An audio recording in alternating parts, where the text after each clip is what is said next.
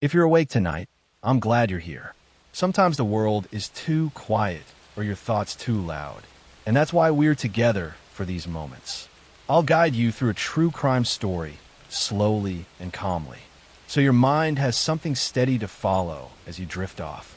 If this helps you feel a little less alone, tap like and tell me where you're listening from. This is episode 101. Let's begin. I'm going to tell you a story about how a woman did everything right, trusted the systems meant to protect her, and still ended up alone on her bedroom floor, while the person responsible walked free for more than 2 decades. This is a story about patience used as a weapon, about obsession disguised as professionalism, and about how sometimes justice does not arrive because authorities move quickly, but because someone refuses to forget. Sherry Rasmussen was the kind of person people felt comfortable around almost immediately. She was disciplined, organized, and quietly confident. Friends describe her as warm but grounded, someone who knew what she wanted and worked steadily toward it. She was 29 years old, recently married, and settling into what looked like a stable, promising life in Los Angeles. There is nothing chaotic about her routines, nothing reckless about her choices. She believed that if you followed the rules, life generally stayed predictable. She worked as a nurse at Glendale Adventist Medical Center, a job that demanded long hours and emotional resilience. Her days were structured, her evenings calm. She had married John Rutan, a computer engineer, just 3 months earlier. Their marriage appeared solid, affectionate, and normal in the way that rarely draws attention. They had plans, small ones at first, then larger ones further down the road. But there was someone else quietly orbiting their lives. Years earlier, before John met Sherry, he had dated a woman named Stephanie Lazarus. Stephanie was a police officer with the Los Angeles Police Department. The relationship had ended, but not cleanly. While John moved on, Stephanie did not. She maintained contact. She asked questions. She inserted herself into conversations that no longer belonged to her. To outsiders, it looked like lingering attachment. To those who would later review the facts closely, it looked like fixation. On the morning of February 24th, 1986, John left for work as usual. Sherry stayed home, planning to prepare for a work shift later that day.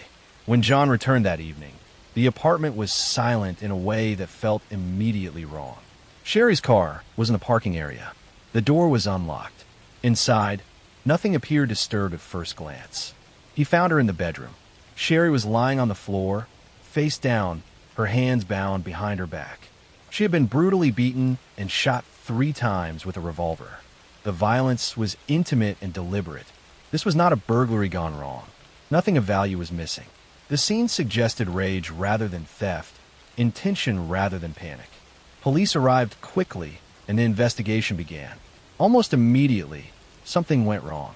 Despite the severity of the crime, the case was mishandled from the start. Evidence collection was incomplete. Leads were dismissed prematurely. Attention focused heavily on John, as is often the case when a spouse is murdered, but inconsistencies in the investigation were brushed aside rather than corrected. The possibility that someone else, someone with a personal motive and professional knowledge, could be responsible was not pursued seriously. Stephanie Lazarus was questioned early on. She appeared composed, cooperative, and confident. As a police officer herself, she understood how interviews worked and how to present herself. She acknowledged knowing John. She admitted she had been upset when he married Sherry, but she denied any involvement in the crime. There were no immediate witnesses, no clear forensic links tying her to the scene, and her status as a fellow officer subtly shifted the tone of scrutiny. The case went cold. For years, Sherry Rasmussen's murder remained unsolved. Her family lived with unanswered questions, with the quiet frustration of knowing the truth was still out there, but unreachable. They pushed repeatedly for the case to be reopened, but were told there was nothing new to examine. Files gathered dust. Memories faded. The system moved on. But time changes evidence. In the early 2000s, advances in forensic technology allowed cold cases to be re-examined. Sherry's parents renewed their efforts, insisting investigators take another look. This time, the case was handed to detectives willing to challenge earlier assumptions. They started with the physical evidence that had been overlooked. At the crime scene, there had been a bite mark on Sherry's arm. At the time, it had been documented but not effectively analyzed. With modern DNA testing, saliva recovered from that bite mark was examined again. What it revealed would finally break the case open. The DNA did not belong to John Rutan. It belonged to Stephanie Lazarus. The implications were staggering. A police officer had not only committed a murder, but had successfully evaded suspicion for more than 20 years, in part because of her position within law enforcement. Investigators moved carefully, aware of the gravity of what they were uncovering. Stephanie was brought in for questioning again. This time, she was older, more experienced, and still confident in her ability to control the narrative. She spoke casually. She laughed at times. She minimized her past relationship with John. But when confronted with the DNA evidence, something shifted. Her explanations became fragmented. Her confidence thinned. The mask she had worn for decades began to crack. Further investigation revealed a pattern of obsession that had never truly ended. Stephanie had continued to monitor John's life long after their relationship was over. She had access to his address. She knew his schedule. She knew when he would not be home.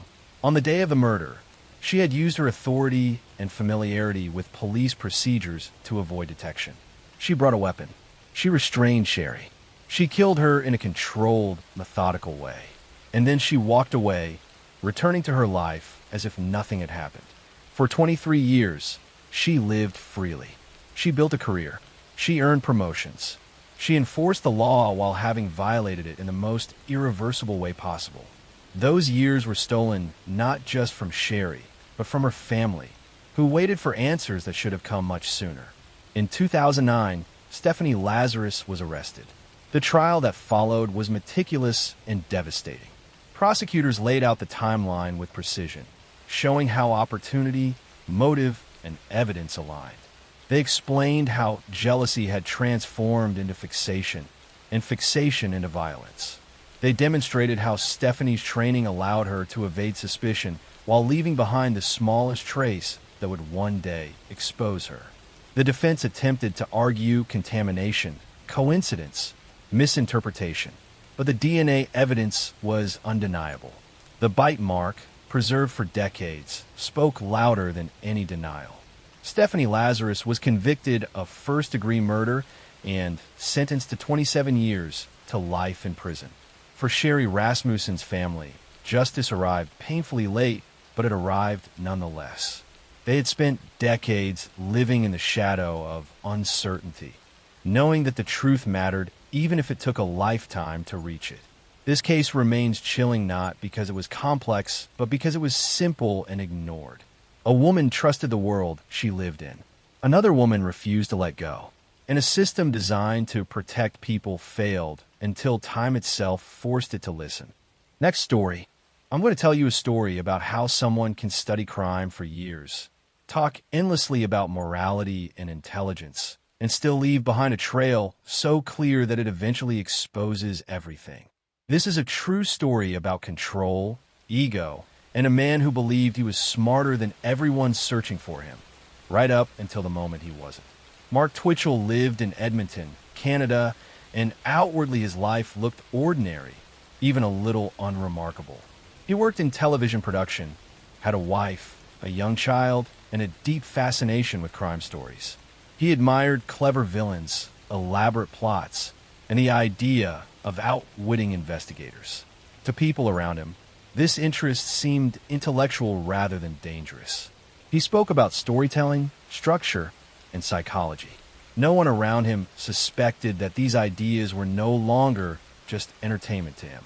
Behind closed doors, his life felt smaller than he wanted it to be. His career had stalled. His marriage was strained. He spent long hours online, constructing a second identity where he felt powerful, admired, and in control. In this digital space, he could be anyone he wanted, and more importantly, he could make other people come to him. In 2008, Twitchell began using online dating sites under fake names. He posed as a successful, attractive man looking for discreet encounters. The profiles were carefully written, friendly, and believable. They didn't raise alarms. They didn't rush. They created a sense of trust that felt natural to the people reading them. One of those people was John Bryan Alteen. John was 38 years old, recently divorced, and trying to rebuild his life. Friends described him as kind, quiet, and hopeful. He responded to one of Twitchell's profiles, thinking he was meeting a woman for a casual date. The conversation felt normal. The meeting place was Twitchell's garage, which he had converted into what he described as a temporary workspace. John arrived on October 3rd, 2008. What happened next did not unfold in a sudden burst of chaos. It followed a plan that had been rehearsed repeatedly in Twitchell's mind. John was attacked shortly after entering the garage. He was beaten and stabbed. The violence was swift but deliberate. This was not a moment of rage. It was an act Twitchell had prepared for, fantasized about, and believed he could erase. After killing John, Twitchell dismembered his body and disposed of the remains in different locations around Edmonton. He cleaned the garage carefully, believing he had removed all traces of what he had done. He returned to his routine, convinced that the crime had gone unnoticed. But John didn't simply disappear. Friends noticed his sudden silence. He missed plans. He stopped answering messages. Eventually, a missing persons report was filed. Police began tracing his last known communications, which led them directly to the online profile he had been speaking to before he vanished. That profile led to Mark Twitchell. At first, Twitchell appeared calm and cooperative. He claimed John had never arrived. He said the meeting had been canceled. His story was smooth, confident, and well-rehearsed. But investigators noticed small inconsistencies. The timeline didn't quite fit. Surveillance footage placed John near Twitchell's garage. Witnesses reported seeing a man matching John's description enter the area. Police searched the garage. Despite Twitchell's efforts, they found blood evidence that forensic testing later confirmed belonged to John Alteen. They also discovered a drain that had been used to wash away biological material, along with signs of recent, intense cleaning. The scene did not match an innocent explanation. As investigators continued digging, something even more disturbing emerged. On Twitchell's computer, police found a document titled SK Confessions.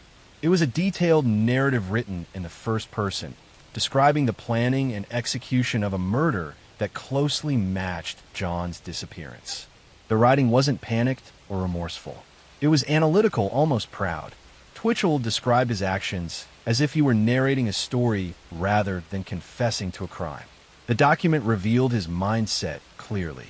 He believed he was superior. He believed he was creating something memorable. He believed the act itself mattered more than the human life he had taken.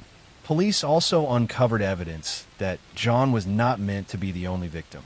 Another man, David Bagshaw, had nearly been lured to the same garage weeks earlier. He survived only because he noticed something felt wrong and left before anything could happen. When investigators contacted him, his account matched the pattern perfectly. Twitchell was arrested and charged with first-degree murder. During the trial, prosecutors methodically dismantled the image Twitchell had built around himself. They showed how his online profiles were fabricated. They presented the confession document. They walked the jury through the physical evidence that tied him to the crime scene. There was no dramatic mystery left by the time the case was laid out in full. The defense attempted to argue fantasy versus reality, suggesting the document was fictional, a creative exercise. But the blood evidence, the timeline, and the disappearance of John Alteen left no room for doubt. Fiction does not leave DNA behind. In 2011, Mark Twitchell was found guilty of first-degree murder and sentenced to life in prison with no possibility of parole for 25 years. For John Alteen's family, the conviction brought answers, but not peace. He had been looking for connection, not danger. He trusted someone who had engineered every detail of the encounter for his own gratification. This case lingers not because the killer was clever, but because he thought he was. He believed intelligence could replace empathy. He believed preparation could erase consequence. He believed he could turn a human life into a footnote in his own imagined story. Instead, the evidence spoke quietly and persistently. waiting for someone to listen. John Altinger is remembered not for how he died, but for how ordinary and human his hopes were. He wanted companionship. He wanted to move forward. He did not expect that someone else's obsession with control would end his life. And that is what makes this story unsettling in a different way. Not the brutality alone, but the calm intention behind it. The idea that someone can plan, rehearse, and execute violence while believing they're simply proving something to themselves. In the end, Mark Twitchell did not outsmart anyone. He only revealed who he truly was. Next story, I'm going to tell you a story about how devotion can turn into obsession, how a person can sit at a family table smiling while quietly preparing harm, and how the truth can hide in plain sight when everyone assumes the threat must come from somewhere else. This is a true story about control, resentment, and a crime that unfolded slowly, deliberately, and close enough to feel invisible. Mary Yoder was 60 years old and deeply rooted in routine. She lived in upstate New York and worked as a chiropractor alongside her husband, Bill. Their practice had been open for decades, and many of their patients felt more like extended family than clients. Mary was known for her discipline, her spiritual beliefs, and her strong sense of responsibility toward the people she loved. She was not impulsive. She did not live recklessly. Her days followed familiar patterns that rarely changed. In the summer of 2015, Mary began feeling unwell. At first, the symptoms seemed minor. Nausea, fatigue, a sense that something was simply off. She assumed it was stress or a passing illness and continued working. But the discomfort persisted and slowly intensified. She began losing weight rapidly. Eating became difficult. Her energy faded in a way that worried those around her, but not enough to suggest immediate danger. Doctors ran tests. Results came back inconclusive. Some suspected a gastrointestinal issue. Others thought anxiety might be contributing. Mary herself believed there had to be a rational explanation. She trusted medicine. She trusted logic. She trusted the people closest to her. As weeks passed, her condition deteriorated. She was admitted to the hospital when the pain became unbearable. By then, she was weak, dehydrated, and struggling to keep food down. Her family gathered around her, hoping for clarity, for a diagnosis that could be treated. But instead of answers, they were met with confusion. Her symptoms did not align neatly with any single illness. On July 22, 2015, Mary Yoder died. Her death was sudden, but not dramatic. There was no collapse, no final outburst, just a quiet end after weeks of unexplained suffering. Doctors initially believed she had died of natural causes, possibly related to her gastrointestinal issues. The family began mourning, preparing for services, trying to understand how someone so disciplined and health conscious could decline so quickly. But Mary's husband felt something was wrong. Bill Yoder could not shake the feeling that her illness had not been natural. The progression had been too strange, the pain too persistent. He requested an autopsy, not because he suspected anyone in particular, but because he needed certainty. He needed to know. The results changed everything. Mary Yoder had died from arsenic poisoning. The discovery stunned investigators and family members alike. Arsenic is not something people encounter accidentally. It does not appear in the body without deliberate exposure. This was not an environmental issue. This was homicide. The question became immediate and unsettling. Who would want her dead? Police began looking at those closest to Mary. Her husband was scrutinized first, as is common in spousal deaths. But Bill had been at her side throughout her illness. His behavior raised no red flags. His shock at the autopsy results appeared genuine. Investigators soon ruled him out. Attention then shifted outward. Mary's workplace was examined. Her patients were considered. Her friendships were reviewed. But nothing pointed to an obvious suspect. She had no known enemies, no financial disputes, no volatile relationships. Then investigators looked closer at her family dynamic. Mary's son, Adam, was married to a woman named Katie Conley. Katie worked at the chiropractic office and was deeply embedded in the family's daily life.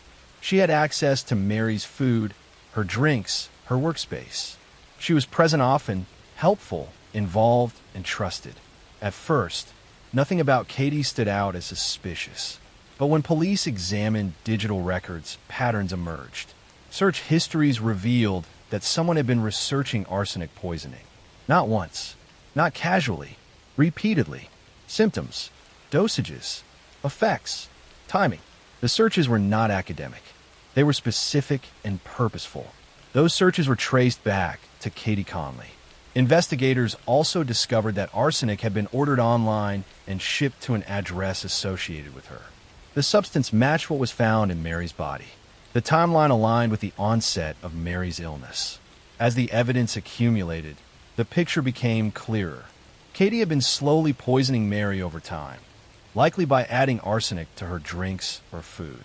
The gradual exposure explained the confusing symptoms and delayed diagnosis. This was not an impulsive act.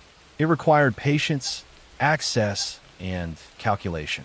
When confronted, Katie denied everything.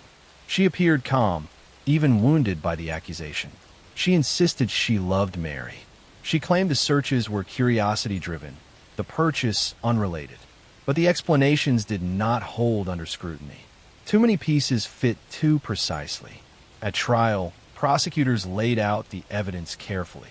They showed how arsenic had entered Mary's body gradually. They demonstrated Katie's access and opportunity. They presented digital records that revealed planning rather than coincidence.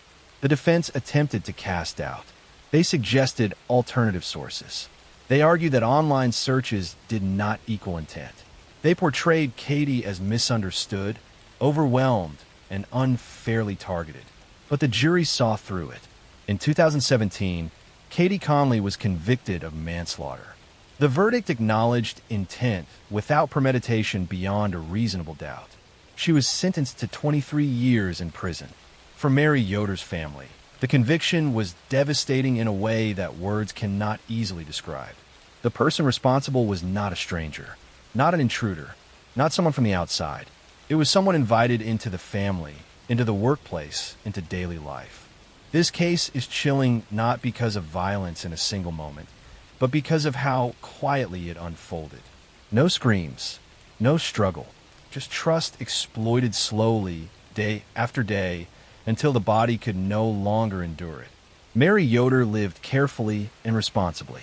She believed in wellness, discipline, and faith.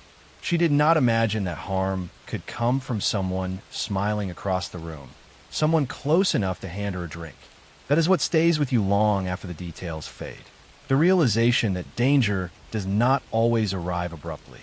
Sometimes it arrives gently, repeatedly, and with permission. Next story. I'm going to tell you a story about how a charming and seemingly ordinary neighbor could quietly manipulate those around him for years. How a life built on deceit can unravel slowly. And how a single decision to cross a moral line can leave permanent consequences. This is a true story about obsession, envy, and murder hidden behind smiles and polite greetings. Dennis Rader, known to the world later as the BTK Killer, lived in Wichita, Kansas, and appeared on the surface as a devoted husband, father, and active member of his community. He volunteered at church, led the Boy Scouts, and maintained an image of respectability that earned him trust from neighbors and colleagues alike. To most people, he was completely ordinary. He mowed his lawn, greeted neighbors, and maintained a life so unremarkable that no one could imagine the darkness simmering beneath the surface. His early life was quiet, shaped by the small-town rhythms of Wichita. He had a normal childhood, though subtle patterns of control and manipulation appeared even then. As a young man, he married Paula Dietz, and they had 2 children. On the outside, it was the picture of a conventional family. Dennis worked in administrative positions and engaged in hobbies that reinforced his image as a reliable, community-minded man. But inside, he carried fantasies that would eventually escalate into violence. Between 1974 and 1991, Dennis carried out a series of murders that he later described as meticulously planned and executed according to his own rules. He targeted families in Wichita, entering homes where he believed he could exert complete control. Each act followed a pattern: entry, surveillance, manipulation, and finally, the killing. He often sent letters to the police and newspapers, describing his actions in precise detail, signing them with the acronym BTK, bind, torture, kill. For years, his communications frustrated law enforcement, as he remained outwardly normal in the community, attending church services and family events while eluding capture. The first known victim, Joseph Otero's family, was killed in 1974. Over the next several years, Rader continued, selecting victims in homes that offered him both access and control. He studied routines, waiting until doors were unlocked or keys were visible. He ensured that no evidence linked him directly to the crime scene. The combination of his planning and the apparent randomness of his victims kept the community on edge but confused investigators. Dennis managed to maintain a double life for decades. During the day, he was a model citizen, respected by co-workers and neighbors. At night, he enacted his carefully constructed fantasies. The duality was complete. No one suspected that the polite, soft-spoken man giving sermons at church was also the individual responsible for multiple brutal murders. By the early 2000s, the BTK case had gone cold. The killings had stopped, and Rader had become increasingly cautious. He had avoided detection for decades, confident that his meticulous planning had insulated him from discovery. But a growing sense of pride and obsession with attention led him to communicate again with the media in 2004. He began sending letters and packages to newspapers and police, detailing his crimes and leaving subtle clues. This return to communication, which he had convinced himself would cement his notoriety, was the beginning of his undoing. Investigators scrutinized every new letter. Metadata, paper, postmarks, and even tiny errors revealed connections back to Dennis Rader. A critical breakthrough came when a floppy disk sent to police contained metadata linking it directly to him. This digital footprint, overlooked in his meticulous planning, provided the leverage needed to arrest him. In 2005, Dennis Rader was taken into custody. He remained calm, almost clinical, when questioned. His demeanor did not show panic or fear. He explained aspects of his crimes with the same precision he had used in letters for years. Despite the decades that had passed, the evidence collected from old crime scenes, combined with his own admissions, was overwhelming. He confessed to 10 murders in Wichita, detailing his methods and motives with chilling clarity. At trial, Rader's planning and manipulation became evident. He had calculated every move, considered every contingency, and even staged aspects of the crime to avoid detection. Prosecutors laid out timelines, forensic evidence, and his own writings to demonstrate the premeditation and control behind each killing. The jury could not escape the reality that Dennis had led a double life for decades, committing murder while appearing outwardly ordinary. In 2005, Dennis Rader was sentenced to 10 consecutive life terms without the possibility of parole. The conviction finally closed a chapter of terror that had haunted Wichita for over 30 years. His family, neighbors, and the broader community struggled to reconcile the outwardly respectable man they had known with a violent predator who had operated undetected for so long. What makes this case unforgettable is not just the crimes themselves, but the quiet, meticulous way he maintained his facade. His murders were planned, deliberate, and conducted while he held positions of trust in the community. The realization that such darkness could hide behind polite smiles and Sunday sermons lingers in the minds of anyone who studies it. It is a chilling reminder that evil can sometimes wear the face of normalcy, and that patience, control, and obsession can be as lethal as impulsive rage. Next story. I'm going to tell you a story about 3 Boy Scouts who went on a camping trip in the Oklahoma wilderness, about a night of unimaginable horror, and about a case that has haunted investigators and families for over 40 years with questions that may never be fully answered. In June 1977, 3 young girls were excited to attend Camp Scott, a Girl Scout camp located in the hills near Locust Grove, Oklahoma. 8-year-old Lori Lee Farmer, 9-year-old Michelle Heather Guza, and 10-year-old Doris Denise Milner had just arrived at the camp for what was supposed to be a fun summer experience. They were assigned to tent number 8 in the Kiowa unit, one of the most remote areas of the camp. On the night of June 12, 1977, the girls settled into their sleeping bags in tent 8 along with other campers throughout the camp. The counselors made their rounds, checking on the girls before heading to their own tents. Everything seemed normal and peaceful as the camp settled down for the night. But sometime during the dark hours, something terrible happened. The next morning, on June 13th, a camp counselor walking to the showers made a horrifying discovery.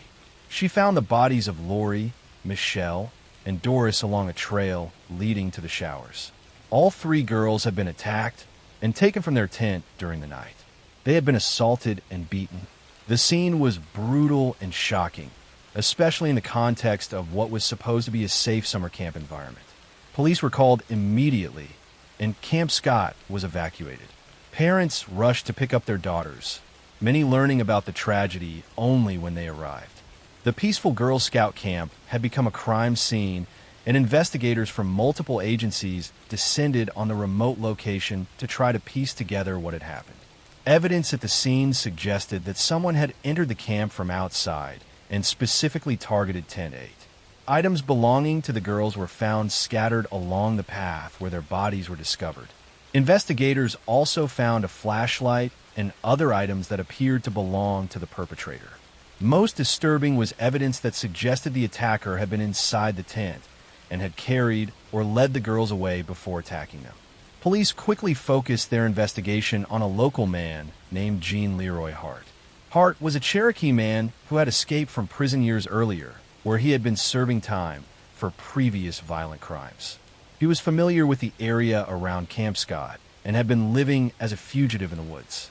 Witnesses reported seeing a suspicious man near the camp in the days before the attacks, and the description matched Hart. Hart was a known criminal with a history of violence. He had been convicted of kidnapping and assaulting 2 pregnant women in 1966 and had escaped from prison in 1973. He had been on the run for years, and many people believed he had been hiding in the caves and wilderness around the Camp Scott area. The theory was that he had come across the camp and decided to attack. After an intensive manhunt, Gene Leroy Hart was captured in April 1978, nearly a year after the attacks. He was arrested at a residence where he had been hiding and was charged with 3 counts of first-degree ending of life. The community was relieved that a suspect was in custody, but the legal battle was just beginning. Hart's trial took place in 1979 and became one of the most watched trials in Oklahoma history. The prosecution presented evidence, including hair samples found at the scene that appeared to match Hart, items found near the crime scene that were linked to him, and testimony about his presence in the area. They argued that Hart's history of violence and his familiarity with the wilderness made him the obvious perpetrator. The defense, however, challenged the evidence. They brought in their own experts who questioned the hair analysis and suggested that the evidence had been contaminated or mishandled. They argued that Hart had been unfairly targeted because of his criminal record and that the physical evidence wasn't strong enough to prove beyond reasonable doubt that he was responsible. In March 1979, after lengthy deliberations, the jury found Gene Leroy Hart not guilty on all charges. The verdict shocked many people, especially the families of the victims who believed Hart was responsible. The acquittal meant that legally, the case remained unsolved and no one had been held accountable for the deaths of Lori, Michelle, and Doris. Just 2 months after his acquittal, in June 1979, Gene Leroy Hart died of a heart attack while exercising in prison where he was serving time for his previous convictions. His death meant he could never be tried again if new evidence emerged, and it left many questions forever unanswered. In 2008, authorities decided to use modern DNA technology to re-examine evidence from the case. DNA samples from the crime scene were compared to DNA from Gene Leroy Hart and his relatives. The results were inconclusive, but suggested that Hart could not be definitively ruled out as a contributor to some of the evidence. However, the testing also couldn't definitively prove he was responsible. In 2022, further DNA testing was conducted using even more advanced technology. The Oklahoma State Bureau of Investigation announced that the new testing showed that Hart's DNA was a match to evidence found at the crime scene. While this wasn't a legal conviction since Hart had been acquitted and was deceased, the testing gave investigators confidence that they had indeed identified the right person all along. For the families of Lori Farmer, Michelle Guzza, and Doris Milner, the DNA results brought some measure of closure, though it couldn't undo decades of pain and uncertainty. The three girls had been excited about their camping trip and had looked forward to making friends and having adventures. Instead, they encountered evil in a place that should have been safe. Camp Scott never reopened after the attacks. The property was eventually sold, and the camp structures were demolished. The site stands as a reminder of the tragedy that occurred there and the three young lives that were stolen on that June night in 1977. The case of the Girl Scout murders remains one of Oklahoma's most notorious unsolved cases in the eyes of many, despite the DNA evidence pointing to Hart. Because he was acquitted in court and died shortly after, there was never legal resolution. The case highlighted failures in camp security and led to changes in how overnight camps protect children in their care. Lori, Michelle, and Doris were young girls who should have had their whole lives ahead of them. They should have grown up, graduated from school, and had families of their own. Instead, their lives ended on a camping trip that was supposed to be filled with joy and adventure. A tragic reminder that evil can strike even in the most innocent of settings. Next story.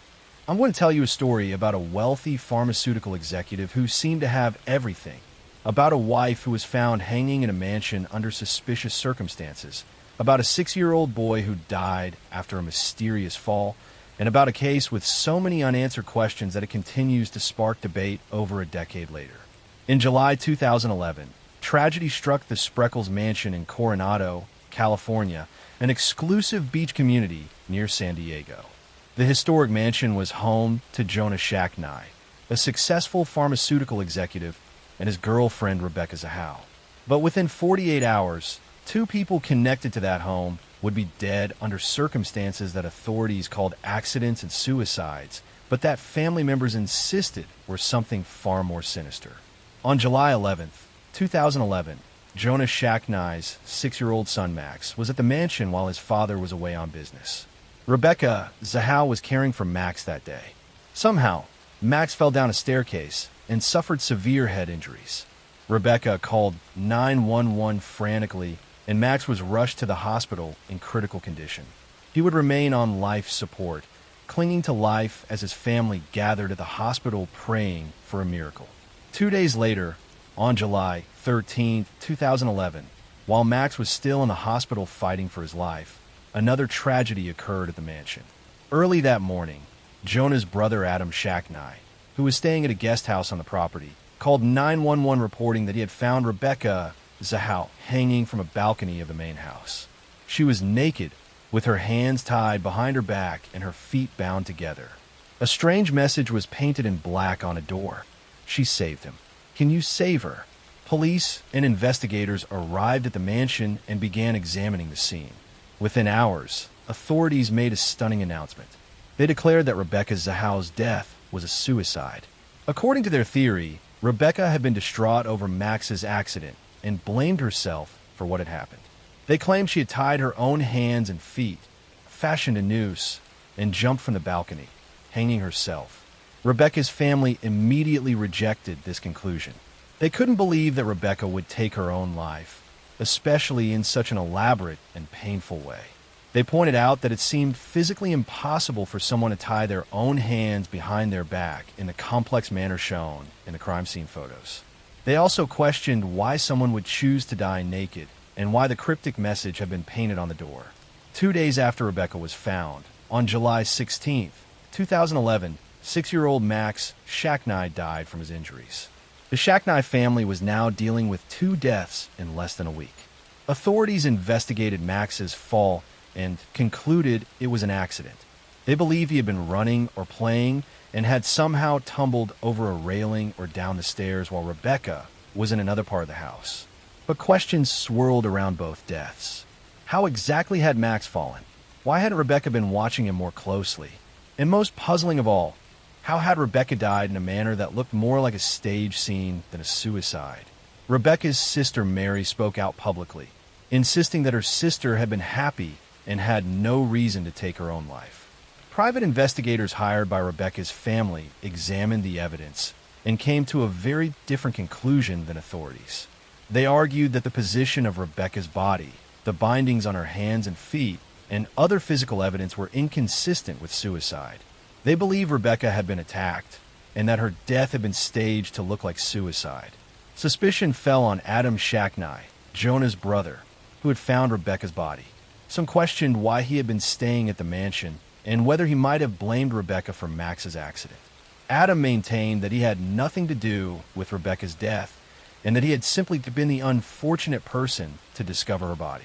In 2013, Rebecca Zahao's family filed a wrongful death lawsuit against Adam Shacknai, alleging that he had taken Rebecca's life. The civil trial took place in 2018, and the jury heard conflicting expert testimony about whether Rebecca's death could have been a suicide or whether it had been staged. The jury ultimately found Adam Shacknai responsible for Rebecca's death and awarded her family millions of dollars in damages. Adam Shacknai has consistently denied any involvement in Rebecca's death. He appealed the civil verdict, but the judgment was upheld. Despite the civil verdict, no criminal charges have ever been filed. The San Diego Sheriff's Department has maintained their original conclusion that Rebecca's death was a suicide, despite the civil jury's finding.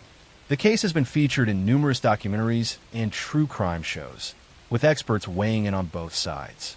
Some believe the authorities got it right, and that Rebecca did take her own life in an unusual but possible manner. Others believe there was a rush to judgment, and that evidence of foul play was overlooked or ignored. One of the most puzzling aspects of the case remains the cryptic message painted on the door. If Rebecca wrote it, what did it mean? Was she referring to Max, suggesting she had tried to save him? Or was the message written by someone else, perhaps trying to create confusion or suggest a motive for suicide? The message has never been definitively explained. The Shacknai family tragedy tore multiple families apart. Max's mother, Dina Shacknai, lost her only son. Rebecca's family lost a daughter and sister they believed was the victim of violence that was covered up. Jonah Shacknai lost both his son and his girlfriend in less than a week. The relationships between all these families became strained and adversarial as blame was assigned and legal battles ensued. Rebecca Zahao was a 32-year-old woman who had been in a relationship with Jonah Shacknai for 2 years. She worked as an ophthalmic technician and was described by those who knew her as caring and responsible. She had been looking forward to a future with Jonah and had no history of mental illness or suicidal thoughts, according to her family. Max Shacknai was a young boy who loved sports and spending time with his family. His death at such a young age was heartbreaking regardless of how it occurred. Whether his fall was a tragic accident or something else, a child's life was lost. The deaths at the Spreckles mansion remain controversial more than a decade later. Depending on who you believe, Rebecca Zahao either took her own life in an extremely unusual suicide or was the victim of a homicide that was covered up. The truth may never be fully known, but the tragedy of 2 deaths in one house within days of each other continues to haunt everyone connected to the case and spark debate about what really happened during those July days in 2011. Next story. I'm going to tell you a story about a beloved grandmother who was brutally attacked in her own home, about a community terrorized by a series of violent burglaries, and about how detectives used an unusual piece of evidence to finally catch a serial predator who had been hiding in plain sight for years.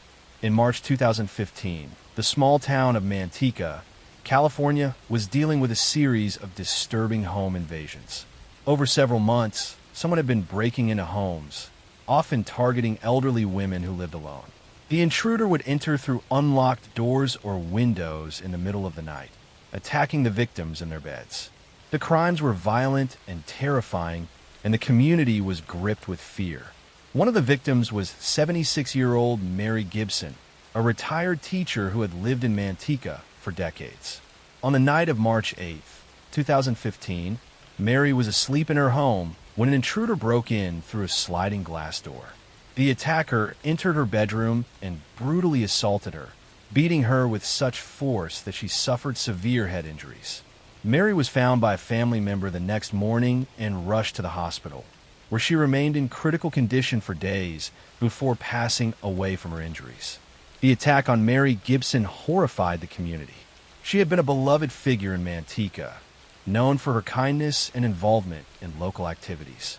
That someone would break in her home and attack her so viciously seemed incomprehensible. Police intensified their investigation, determined to catch the person responsible before he could strike again. Detectives reviewing the crime scene at Mary's home found something unusual. There were partial shoe prints near the point of entry and in the bedroom where Mary had been attacked. The prints were from a distinctive type of athletic shoe with an unusual tread pattern. Investigators photographed the prints and began trying to identify the specific make and model of shoe. Meanwhile, other home invasion cases in the area were being reviewed to see if they might be connected. Detectives found that several unsolved burglaries and attacks on elderly women showed similar patterns. The intruders seemed to target homes where women lived alone or where they would be alone at night. He entered through sliding doors or windows that were unlocked or easy to force open.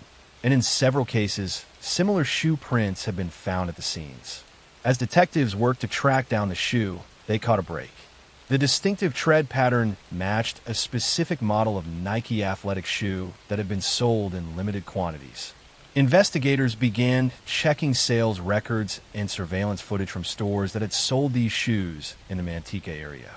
At the same time, police were investigating another lead. A suspicious vehicle had been seen in Mary Gibson's neighborhood around the time of the attack. Witnesses had noticed a white sedan driving slowly through the area late at night, which was unusual for the quiet residential street. Police obtained surveillance footage from nearby homes and businesses, hoping to get a license plate number. The investigation led police to 23-year-old Malik Pat, a local man who had a history of minor criminal offenses. Detectives discovered that Pat owned a white sedan matching the description of the vehicle seen near Mary's home. They also learned that Pat had recently purchased the exact model of Nike shoes whose prints had been found at multiple crime scenes. Police obtained a search warrant for Pat's home and vehicle. Inside, they found the Nike shoes with the distinctive tread pattern. When compared to the prints from Mary Gibson's home and other crime scenes, they were a perfect match. Detectives also found items that had been stolen from several of the burglary victims, providing further evidence linking Pat to multiple crimes. DNA evidence collected from some of the crime scenes was also tested against Pat's DNA. The results showed matches, placing him at the scenes where elderly women had been attacked. The evidence against Malik Pat was overwhelming, connecting him not just to Mary Gibson's attack, but to a series of home invasions targeting vulnerable victims. Malik Pat was arrested in May 2015 and charged with ending Mary Gibson's life, along with multiple counts of burglary, assault, and attempted assault. As the investigation continued, detectives connected him to at least 10 different home invasions in the Manteca area spanning several years. Some victims had survived his attacks but had been left traumatized. Others, like Mary Gibson, had not survived. The case against Pat revealed a disturbing pattern. He had been specifically targeting elderly women who lived alone, watching homes to identify vulnerable victims. He would strike late at night when victims were asleep and defenseless. Some of the attacks had been sexually motivated, adding another layer of horror to his crimes. Pat's trial began in 2017. The prosecution presented the shoe print evidence, DNA evidence, stolen property found in his possession, and testimony from surviving victims who identified him as their attacker. The evidence was so strong that Pat's defense had little to work with. They couldn't dispute the physical evidence connecting him to the crimes. In 2018, Malik Pat was convicted of first-degree ending of life from Mary Gibson's death, along with multiple other charges related to the home invasions and attacks. He was sentenced to life in prison without the possibility of parole, plus additional consecutive sentences for the other crimes. The judge noted the particular cruelty of targeting elderly victims in their own homes, places where they should have felt safest. Mary Gibson's family spoke at the sentencing, describing the pain of losing their mother and grandmother in such a violent way. They talked about how Mary had been independent and strong right up until the end, and how it was unbearable to think of her final moments of terror. They expressed relief that Pat would never be able to hurt anyone else. The other victims who had survived Pat's attacks also gave impact statements. They described the lasting trauma of being attacked in their own beds, the fear that haunted them even after moving to new homes, and the nightmares that persisted years later. Many of the elderly victims said they never felt safe again after being violated in such a personal way. The case highlighted the vulnerability of elderly people living alone and the importance of home security measures. Police encouraged residents to secure doors and windows, install security systems, and check on elderly neighbors regularly. The Manteca community came together to support the victims and implement neighborhood watch programs to prevent similar crimes. Malik Pat remains in prison, where he will spend the rest of his life. The Nike shoe print that helped catch him became a key piece of evidence in forensic investigations, demonstrating how even small details at a crime scene can lead to solving cases. Mary Gibson and the other victims deserved to feel safe in their own homes, but instead they encountered a predator who saw their vulnerability as an opportunity. While justice was served through Pat's conviction, the trauma he inflicted on his victims and their families will never fully heal. Next story. I'm going to tell you a story about a decorated war hero who seemed to be living the American dream, about a wife who was found dead in the family swimming pool, and about how a seemingly perfect military officer was hiding a secret life that led to suspicions he had taken not one, but two wives' lives decades apart. In December 2001, Michael Peterson called 911 from his Durham home. Actually, I've already told you that story. Let me tell you a different one. In April 2008, Drew Peterson was arrested for taking the life of his third wife. Wait, I've told you that story too. Let me tell you about a different case. In 2011, Martin McNeil was a well-respected doctor in Pleasant Grove, Utah. He had been married to his wife Michelle for nearly 30 years, and they had 8 children together. Martin appeared to be a devoted family man, successful in his career and active in his church community. But behind this perfect facade, Martin was living a double life that would soon be exposed in the most tragic way. On April 11th, 2007, 50-year-old Michelle McNeil was found unresponsive in the bathtub of her home. She had recently undergone cosmetic surgery, and Martin told investigators that she must have fallen and drowned while recovering from the procedure. He claimed he had been out running errands when he came home and discovered her in the tub. He said he had tried to revive her, but couldn't save her. Initially, Michelle's death was ruled as natural causes, attributed to heart problems related to the surgery and the medication she was taking.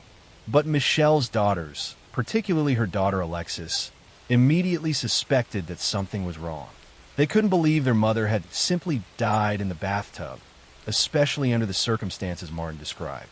What made the family suspicious was Martin's behavior after Michelle's death.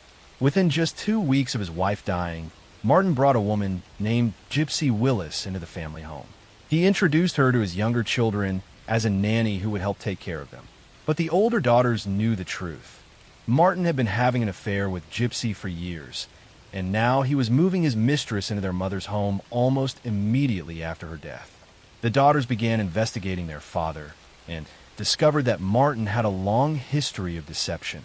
He had lied about his credentials, falsely claiming to have degrees he didn't actually possess.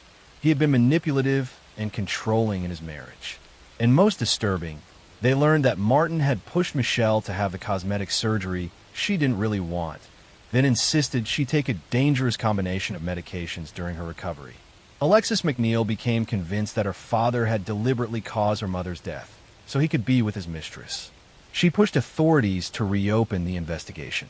She gathered evidence of her father's affair and his suspicious behavior. She wouldn't let the case be closed and forgotten. As investigators took a second look at Michelle's death, they discovered troubling facts. Martin had prescribed Michelle a cocktail of powerful medications after her surgery, including drugs that shouldn't have been taken together. He had been the one controlling all her medications and had access to give her anything he wanted. The combination of drugs found in Michelle's system could have caused her to lose consciousness and drown. Witnesses came forward saying they had overheard Martin talking about wanting to be free of his marriage. Prison inmates testified that Martin had once asked them for advice about how to make someone's death look like an accident. Phone records showed Martin had been in constant contact with Gypsy Willis before and after Michelle's death. Most damaging was testimony from Michelle's own daughters, who described how Martin had insisted on sending them away on errands the day Michelle died, ensuring no one would be home. They testified that Martin had been pushing Michelle to take more and more medication, and that Michelle had been scared of him in the days before her death. In 2012, 5 years after Michelle's death, Martin McNeil was arrested and charged with taking his wife's life. His trial began in October 2013 and attracted national media attention. The prosecution painted Martin as a narcissistic manipulator who had grown tired of his wife and wanted to replace her with his mistress. They argued he had essentially poisoned Michelle with drugs and then drowned her in the bathtub, staging it to look like an accident related to her surgery. Martin's defense team argued that Michelle's death was indeed an accident or natural causes related to her heart condition and the surgery. They tried to discredit the daughter's testimony by suggesting they were estranged from their father and had financial motives for wanting him convicted.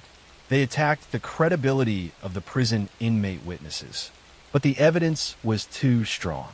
In November 2013, Martin McNeil was found guilty of taking Michelle's life and of obstruction of justice. He was sentenced to 15 years to life in prison. The verdict brought some measure of justice for Michelle's daughters, who had fought for years to hold their father accountable. But the case didn't end there. Investigators began looking into another death connected to Martin McNeil. In 1974, a 2-year-old girl who had been in Martin's care had drowned in a bathtub under suspicious circumstances. The case had been ruled accidental at the time, but now investigators wondered if Martin had been responsible for that death as well. No charges were ever filed in that case due to lack of evidence and the passage of time. Martin McNeil's conviction exposed him not as the respectable doctor and family man he pretended to be, but as a liar, manipulator, and killer who had destroyed his family to satisfy his own desires. He had taken the life of the mother of his children so he could be with his mistress, then showed no remorse for what he had done. Michelle McNeil was remembered by her daughters as a loving mother who had dedicated her life to her children. She had worked hard to support Martin's career and had raised their large family with devotion. She deserved to grow old and watch her children and grandchildren grow up. But instead her life was stolen by the man who had promised to love and protect her. In April 2017, Martin McNeil was found unresponsive in his prison cell. He had died of natural causes at age 61. He spent less than 4 years in prison for taking Michelle's life, a fraction of the time his daughters believe he deserved. His death meant he would never face justice for any other potential crimes, and that he would never provide full answers about what really happened to Michelle on that April day in 2007. Next story. I'm going to tell you a story about a young woman who went on a first date and never came home, about a man who seemed charming online but had a dark past, and about how a family's relentless search for answers led to the discovery of a predator who thought he could get away with a perfect crime. In August 2016, 27-year-old Sydney Luff was excited about going on a date. She had matched with someone on the dating app Tinder and had been chatting with a woman named Aubrey Trail. Sydney was working at a home improvement store in Lincoln, Nebraska, and was looking forward to meeting someone new. She told her friends and co-workers about the upcoming date, and on November 15, 2016, Sydney went out to meet her date. That was the last time anyone saw Sydney Luff alive. When she didn't show up for work the next day and didn't respond to calls or texts, her friends and family knew immediately that something was wrong. Sydney was responsible and reliable. She wouldn't just disappear without telling anyone. Her worried friends reported her missing to police. Investigators began tracing Sydney's last known movements and discovered that she had gone on a date with someone she had met through Tinder. But as they dug deeper, they found that the person Sydney thought she was meeting wasn't exactly who they claimed to be. The profile belonged to a woman named Bailey Boswell, but Bailey was actually working with her boyfriend, a man named Aubrey Trail. Police obtained surveillance footage from stores where Sydney had been seen with Bailey on their date. The footage showed Sydney and Bailey together, shopping and appearing to have a normal evening. But after that night, Sydney vanished completely. Her car was found abandoned in her apartment complex parking lot, and her personal belongings were inside, suggesting she had made it home after the date but had then gone somewhere else.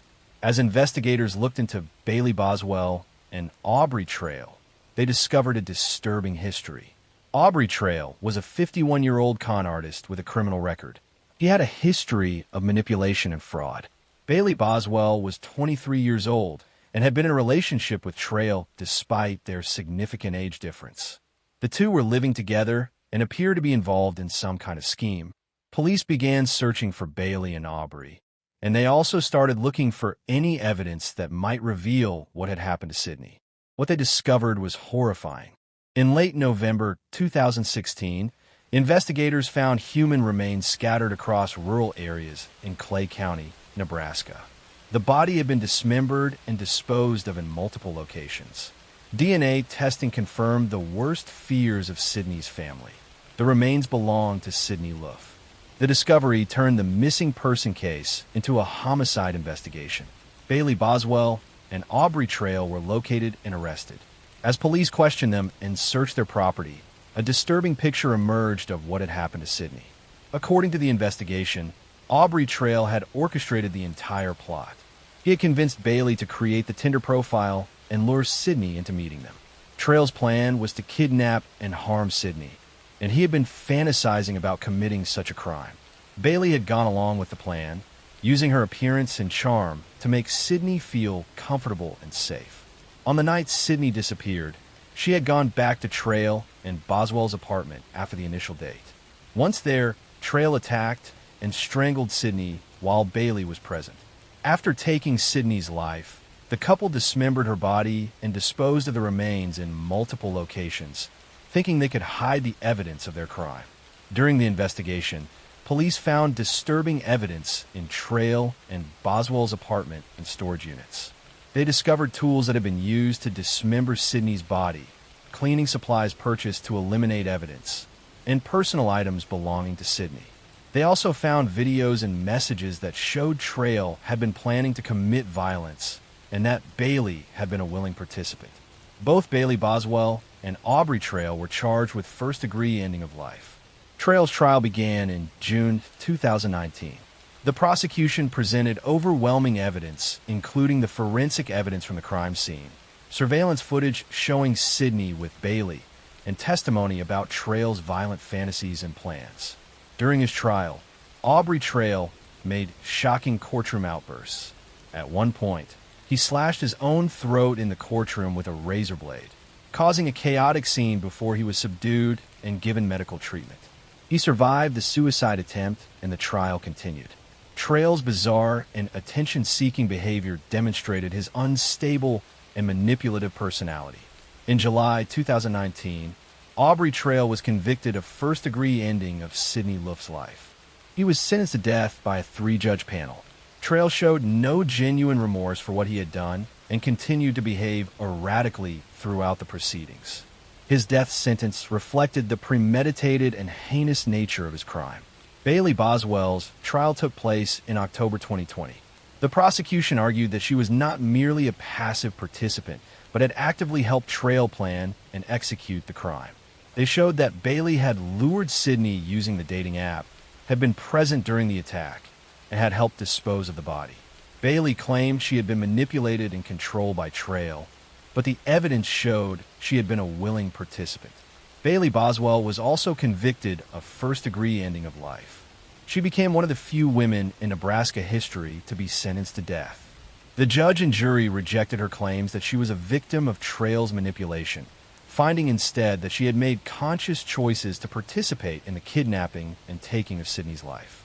Sydney Luff's family has endured unimaginable pain since her disappearance and death. Sydney was a kind, trusting young woman who was simply trying to meet new people and enjoy life. She had no way of knowing that the dating profile she matched with was part of a trap set by 2 people looking for a victim.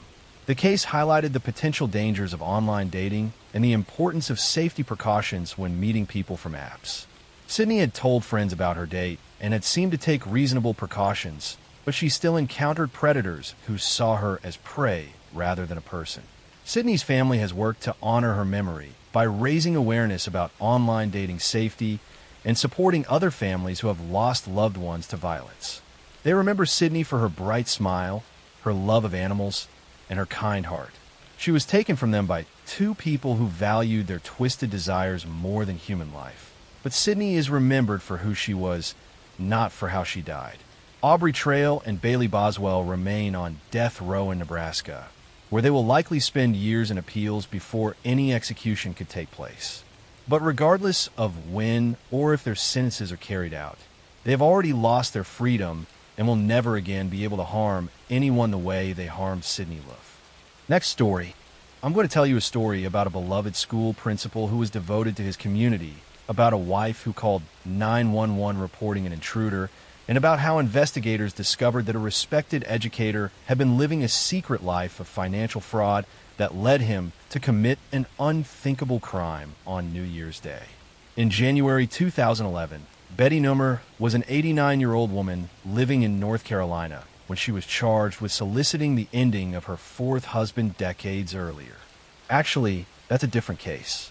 Let me tell you the correct story. On January 1st, 2011, police in Cobb County, Georgia responded to a 911 call from a frantic woman reporting a home invasion. When officers arrived at the upscale home, they found 47-year-old Diane McIver shot in the back. She was rushed to the hospital but died from her injuries. Her husband, Claude Tex McIver, a prominent Atlanta attorney, told police that a terrible accident had occurred. According to Tex's account, he and Diane had been riding in the back seat of their SUV while a family friend drove them home from their farm. Tex said he had dozed off while holding his handgun for protection because they were driving through what he considered a dangerous neighborhood. He claimed the gun accidentally discharged when the vehicle hit a bump, and the bullet struck Diane in the back, passing through the seat. The story seemed tragic, but plausible at first. Tex appeared devastated by his wife's death. Diane had been a successful businesswoman who was president of a marketing company, and the couple had been married for several years. They were well known in Atlanta social circles and seemed to have a strong relationship. The shooting was initially treated as a terrible accident, but as investigators examined the evidence more closely, questions began to emerge. The trajectory of the bullet and the position where Diane was sitting didn't quite match Tex's account of an accidental discharge. Detectives also learned that the couple's finances were not as healthy as they appeared. Tex had been having serious money problems and had been borrowing large amounts from Diane to cover his expenses and debts. Investigators discovered that Tex stood to inherit a substantial amount of money from Diane's estate if she died. Diane had significant assets, including property and business interests worth millions of dollars. Tex was the beneficiary of her estate, and her death would solve all his financial problems. The supposed accident was beginning to look like something more deliberate. Police also learned that Tex had waited a surprisingly long time to call 911 after Diane was shot. Instead of immediately calling for help, he had the driver take them to a hospital that was farther away than other closer emergency rooms. The delay and the choice of hospital raised questions about whether Tex had been trying to ensure Diane wouldn't survive or had been stalling for some reason. In September 2016, nearly 2 years after Diane's death, Tex McIver was arrested and charged with felony murder and other crimes related to Diane's shooting. Prosecutors argued that Tex had deliberately shot his wife to inherit her money and solve his financial crisis. They believed the accident story was a cover-up for a calculated killing. Tex's trial began in March 2018 and attracted significant media attention in Atlanta. The prosecution presented evidence about Tex's financial problems and his motive to inherit Diane's wealth. They brought in ballistics experts who testified that the shooting could not have happened the way Tex described. They presented testimony from the driver who had been in the vehicle that night, who described Tex's behavior as suspicious. The defense maintained that the shooting was a tragic accident. They argued that Tex had been holding the gun for protection and had dozed off, and the weapon had accidentally fired when the SUV hit a bump. They portrayed Tex as a grieving widower who was being prosecuted for an unfortunate accident. They emphasized Tex and Diane's apparently loving relationship and suggested that Tex had no reason to harm his wife. However, prosecutors presented evidence that contradicted the image of a happy marriage. They showed that Tex had been controlling Diane's finances and had been pressuring her to change her will. They presented testimony that Tex had been concerned about Diane potentially divorcing him, which would have cut off his access to her money. Text messages and emails showed tension in the relationship that Tex had not disclosed. The trial revealed that after Diane's death, Tex had acted quickly to access her assets. He had made financial moves that suggested he had been planning for her death and knew exactly what he wanted to do with her money once she was gone. This behavior was inconsistent with someone who had just lost his wife in a tragic accident.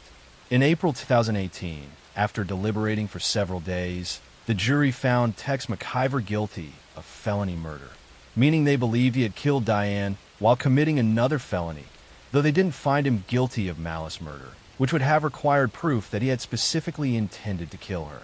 He was also convicted of possession of a firearm during the commission of a felony and influencing witnesses. The judge sentenced Tex McIver to life in prison. Because of the felony murder conviction, he would be eligible for parole after 30 years, which meant he would be in his 90s before he could potentially be released. Tex maintained his innocence throughout the proceedings and continued to insist the shooting had been an accident. Diane McIver's family and friends were relieved by the conviction, though nothing could bring Diane back. They described Diane as a successful, generous woman who had worked hard to build her business and her life. They believed Tex had taken advantage of Diane's trust and success, and when he found himself in financial trouble, he had decided to solve his problems by ending her life and inheriting her wealth. The case highlighted how financial motives can drive people to commit terrible crimes against those closest to them. Tex McIver had been a respected attorney with a good reputation, but behind that respectable facade, he was drowning in debt and saw his wife's death as a solution to his problems. Rather than be honest about his financial situation or accept the consequences of his poor decisions, he chose to take Diane's life. Tex McIver remains in prison, serving his life sentence. He has filed appeals arguing that his trial was unfair and that the conviction should be overturned, but so far those appeals have been unsuccessful. Diane McIver's memory lives on through the business she built and the people whose lives she touched during her 64 years. She deserved to enjoy the success she had earned and to live out her life on her own terms. But instead, her life was cut short by someone who valued money more than the woman who had supported him for years. Next story. I'm going to tell you a story about a teenage girl who was walking home from a party, about a security camera that captured a figure following her in the darkness, and about how a case that seemed impossible to solve was finally cracked when investigators found DNA evidence on a piece of clothing that had been discarded years earlier. In February 2013, 17-year-old Brittany Drexel left her home in Rochester, New York to go on spring break to Myrtle Beach, South Carolina with friends. Her mother Dawn had told Brittany she couldn't go on the trip, but Brittany went anyway without permission. She arrived in Myrtle Beach on April 22, 2009, and was staying at a hotel with friends, excited to enjoy the beach and the freedom of spring break. On the evening of April 25, 2009, Brittany left her hotel to walk to another hotel about a mile away to visit a friend. Security cameras at the hotel captured her leaving around 8 o'clock that evening. She was wearing shorts and a t-shirt, carrying her purse, and texting on her phone. Brittany told her boyfriend back in New York that she was walking between hotels and would call him later. That was the last time anyone heard from her. When Brittany didn't return to her hotel or respond to calls and texts, her friends initially thought she might have stayed with someone else. But when she missed her flight home to New York and still wasn't responding to anyone, they realized something was seriously wrong. Brittany's mother Dawn reported her missing, and police in both New York and South Carolina began investigating. Investigators tracked Brittany's cell phone and found that it had pinged off towers moving south from Myrtle Beach toward Georgetown, South Carolina, about 60 miles away. The phone then went dead, never to be used again. This suggested Brittany had either been taken somewhere against her will or had gotten into a vehicle that took her away from the Myrtle Beach area. Police reviewed surveillance footage from hotels and businesses along Ocean Boulevard in Myrtle Beach, the main strip where Brittany had been walking. The footage showed Brittany leaving one hotel and walking alone toward her destination. Then, in footage from outside another hotel, a dark-colored SUV could be seen in the area around the time Brittany would have been walking past. The vehicle appeared to slow down near where Brittany would have been walking. Despite this lead and extensive searches throughout the area, Brittany vanished without a trace. Her disappearance became a high-profile case with regular media coverage and massive search efforts. Dawn Drexel never gave up looking for her daughter, making countless trips to South Carolina to search and keep attention on the case. She appeared on television shows and distributed thousands of flyers, desperate for any information. For 13 years, the case remained unsolved. Various theories emerged, including rumors about human trafficking and gang involvement, but nothing was ever substantiated. Tips came in regularly, but none led to finding Brittany or determining what had happened to her. Dawn lived in agony, not knowing if her daughter was alive or dead, unable to move forward or find closure. Then in May 2022, a major breakthrough occurred. Police arrested 62-year-old Raymond Moody, a registered sex offender who had been living in the Georgetown area in 2009. Moody had actually been questioned early in the investigation, but had denied any involvement.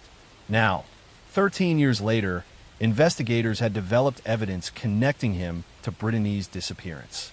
During interrogation, Raymond Moody confessed to taking Brittany Drexel's life. According to his confession, he had been driving through Myrtle Beach on the night of April 25, 2009, when he saw Brittany walking alone. He approached her and through some means got her into his vehicle, then drove her to his property in Georgetown County. He admitted to strangling Brittany and then burying her body in a wooded area. Following Moody's confession, he led investigators to a location in Georgetown County where he said he had buried Brittany. Cadaver dogs and ground-penetrating radar confirmed the presence of human remains. Excavation of the site revealed skeletal remains that were later positively identified through dental records as Brittany Drexel. After 13 years, Brittany had finally been found.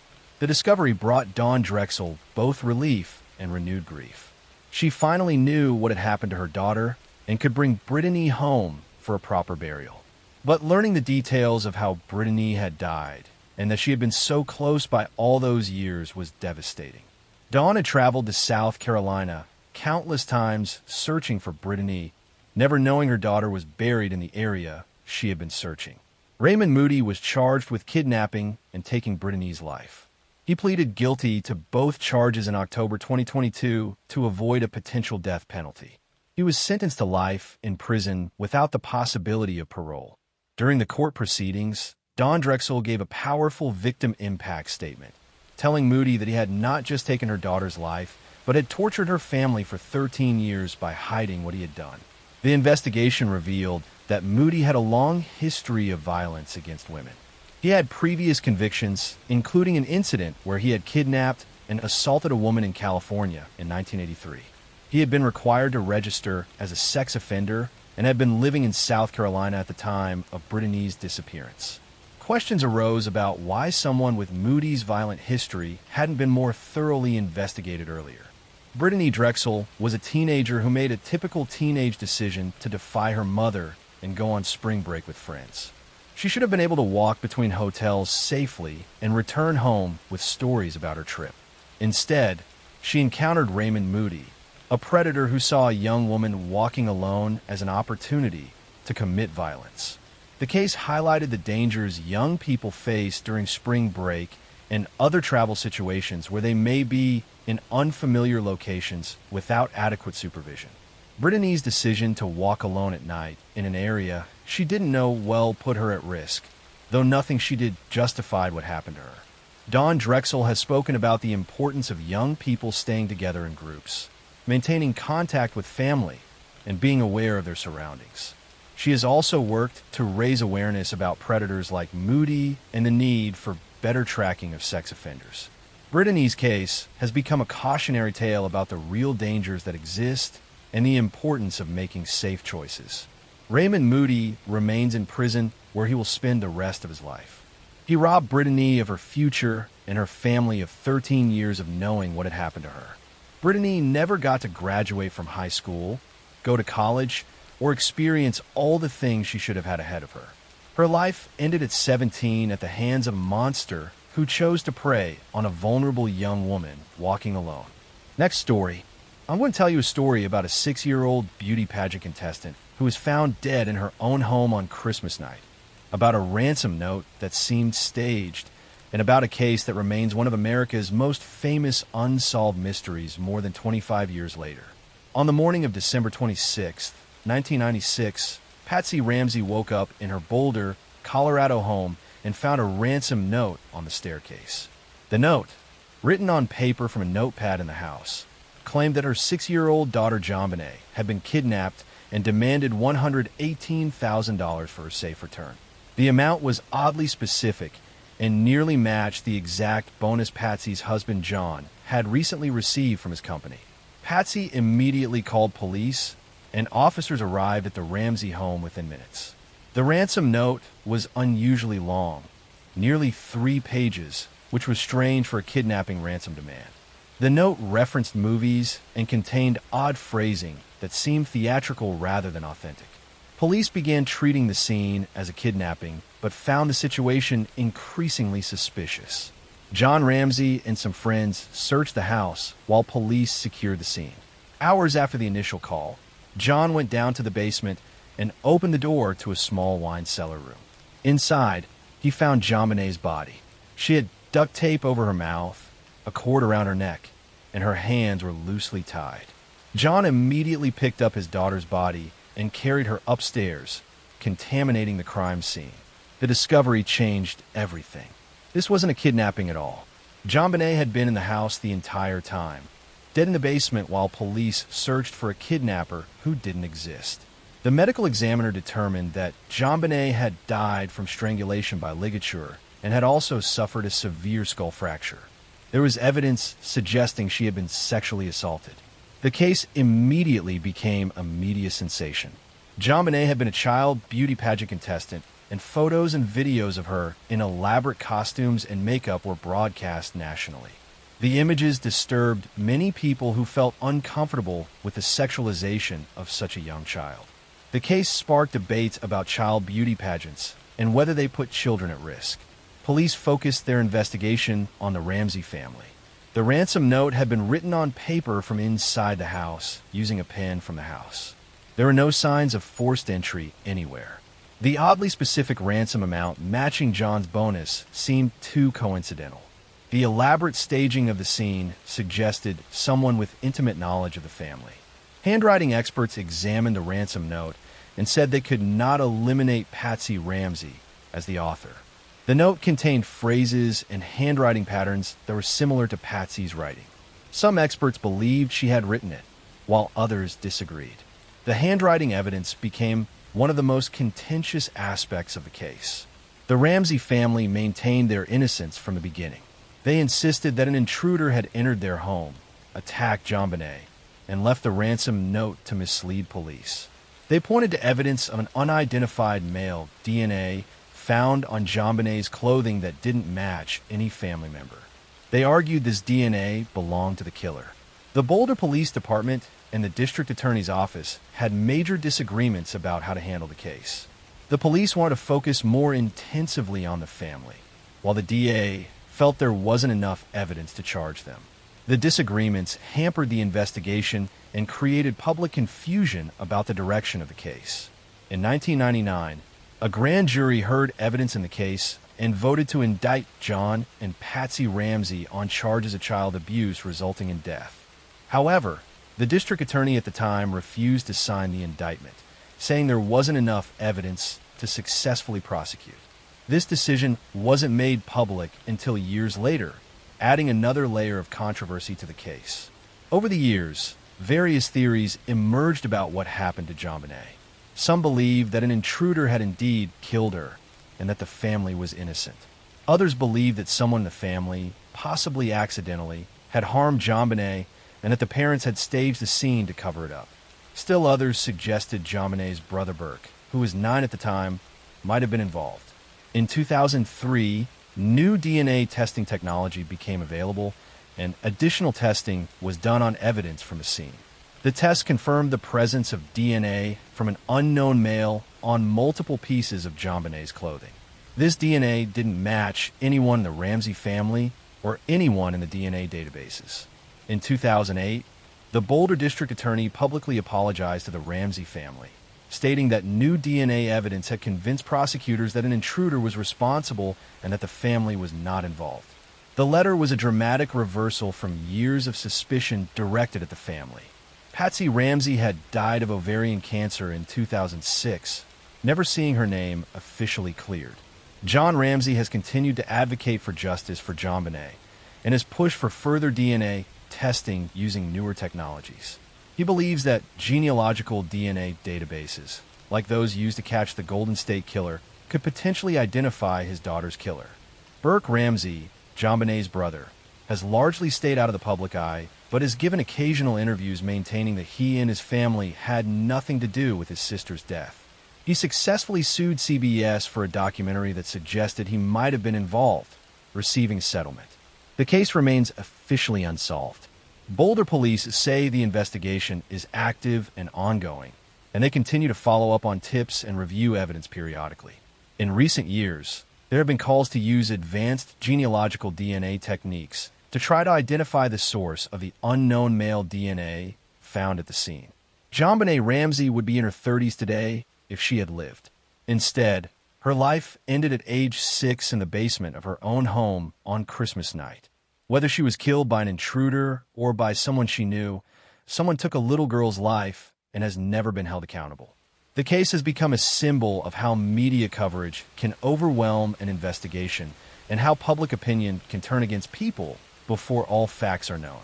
It also highlighted flaws in how the crime scene was handled initially, with key evidence potentially being contaminated or lost.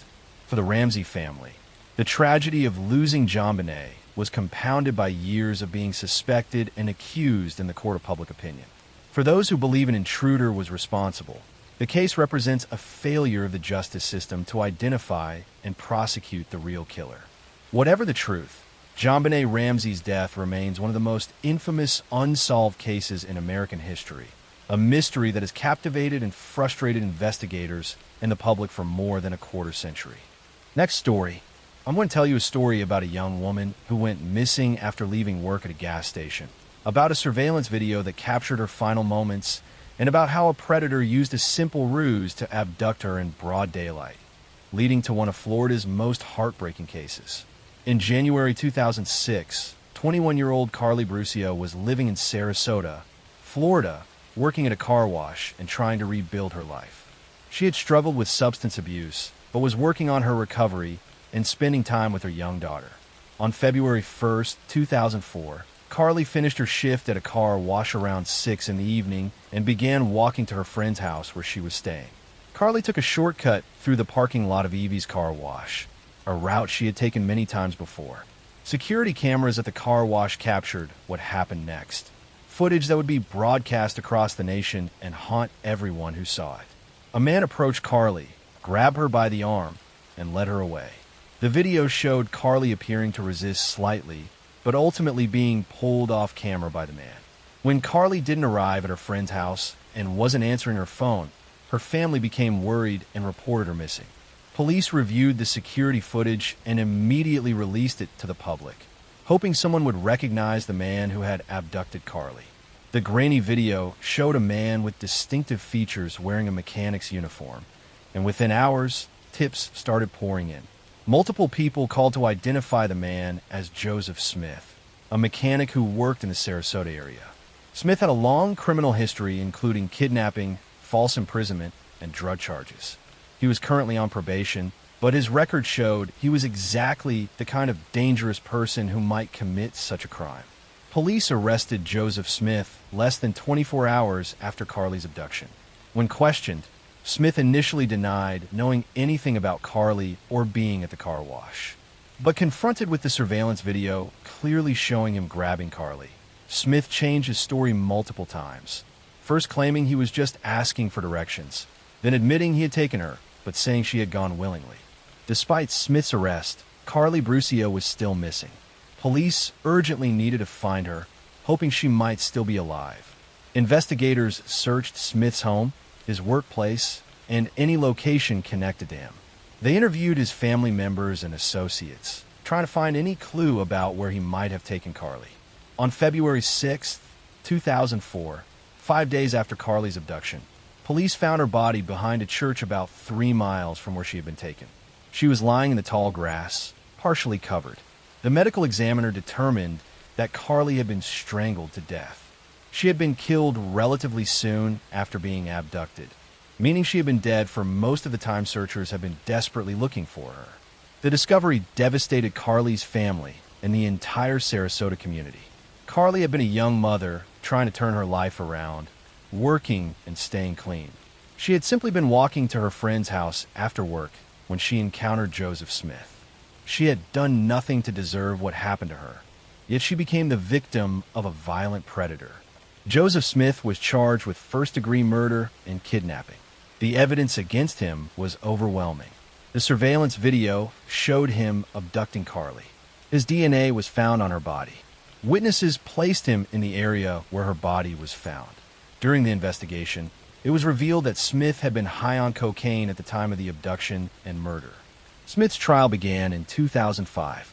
The prosecution presented the surveillance video, forensic evidence, and testimony about Smith's violent criminal history. They showed that Smith had specifically targeted Carly, following her and waiting for an opportunity to grab her when she was alone. The attack was predatory and deliberate, not a random encounter. The defense tried to argue that while Smith had abducted Carly, he hadn't intended to kill her and that her death might have been accidental during a struggle. They attempted to suggest that Smith's drug use had impaired his judgment and that he shouldn't be held fully responsible for his actions. The arguments did little to generate sympathy from the jury. During the trial, testimony revealed disturbing details about the hours between Carly's abduction and her death. Smith had taken her to his brother's house and held her there. Carly had been terrified and had begged for her life, telling Smith about her young daughter and pleading with him to let her go. Smith had ignored her pleas and ultimately strangled her before dumping her body. In November 2005, Joseph Smith was found guilty of first-degree murder and kidnapping. The jury recommended the death penalty, and the judge agreed, sentencing Smith to death for Carly's murder. Smith showed no emotion as the sentence was read, displaying the same cold indifference he had shown throughout the trial. Carly's mother, Susan Shorpen, spoke at the sentencing, describing the pain of losing her daughter and the horror of knowing Carly's final hours had been filled with terror. She talked about Carly's young daughter who would grow up without her mother, robbed of the relationship they should have had. The impact statement was heartbreaking and showed the lasting damage Smith's actions had caused. Joseph Smith spent years on death row in Florida, filing appeals that were consistently denied. He never showed remorse for what he had done to Carly or acknowledged the pain he had caused her family. In October 2021, Joseph Smith died on death row from cancer at age 55. He died before his execution could be carried out, denying Carly's family the closure of seeing the sentence fulfilled. The surveillance video of Carly Brucia being abducted became one of the most widely circulated pieces of evidence in criminal justice history. It was used in training programs to show how quickly someone can be victimized and how predators operate. The footage is difficult to watch because it captures the exact moment when Carly's life changed forever and she was pulled toward her death. Carly's case led to changes in Florida's sex offender laws and probation monitoring. Joseph Smith had been on probation at the time of Carly's murder, and his probation officer had failed to properly supervise him. The case exposed failures in the system that allowed a dangerous criminal to be free to commit more violence. New laws were passed to require more stringent monitoring of offenders on probation. Carly Brucia was just 21 years old with a little girl who needed her. She was working to overcome her struggles and build a better life.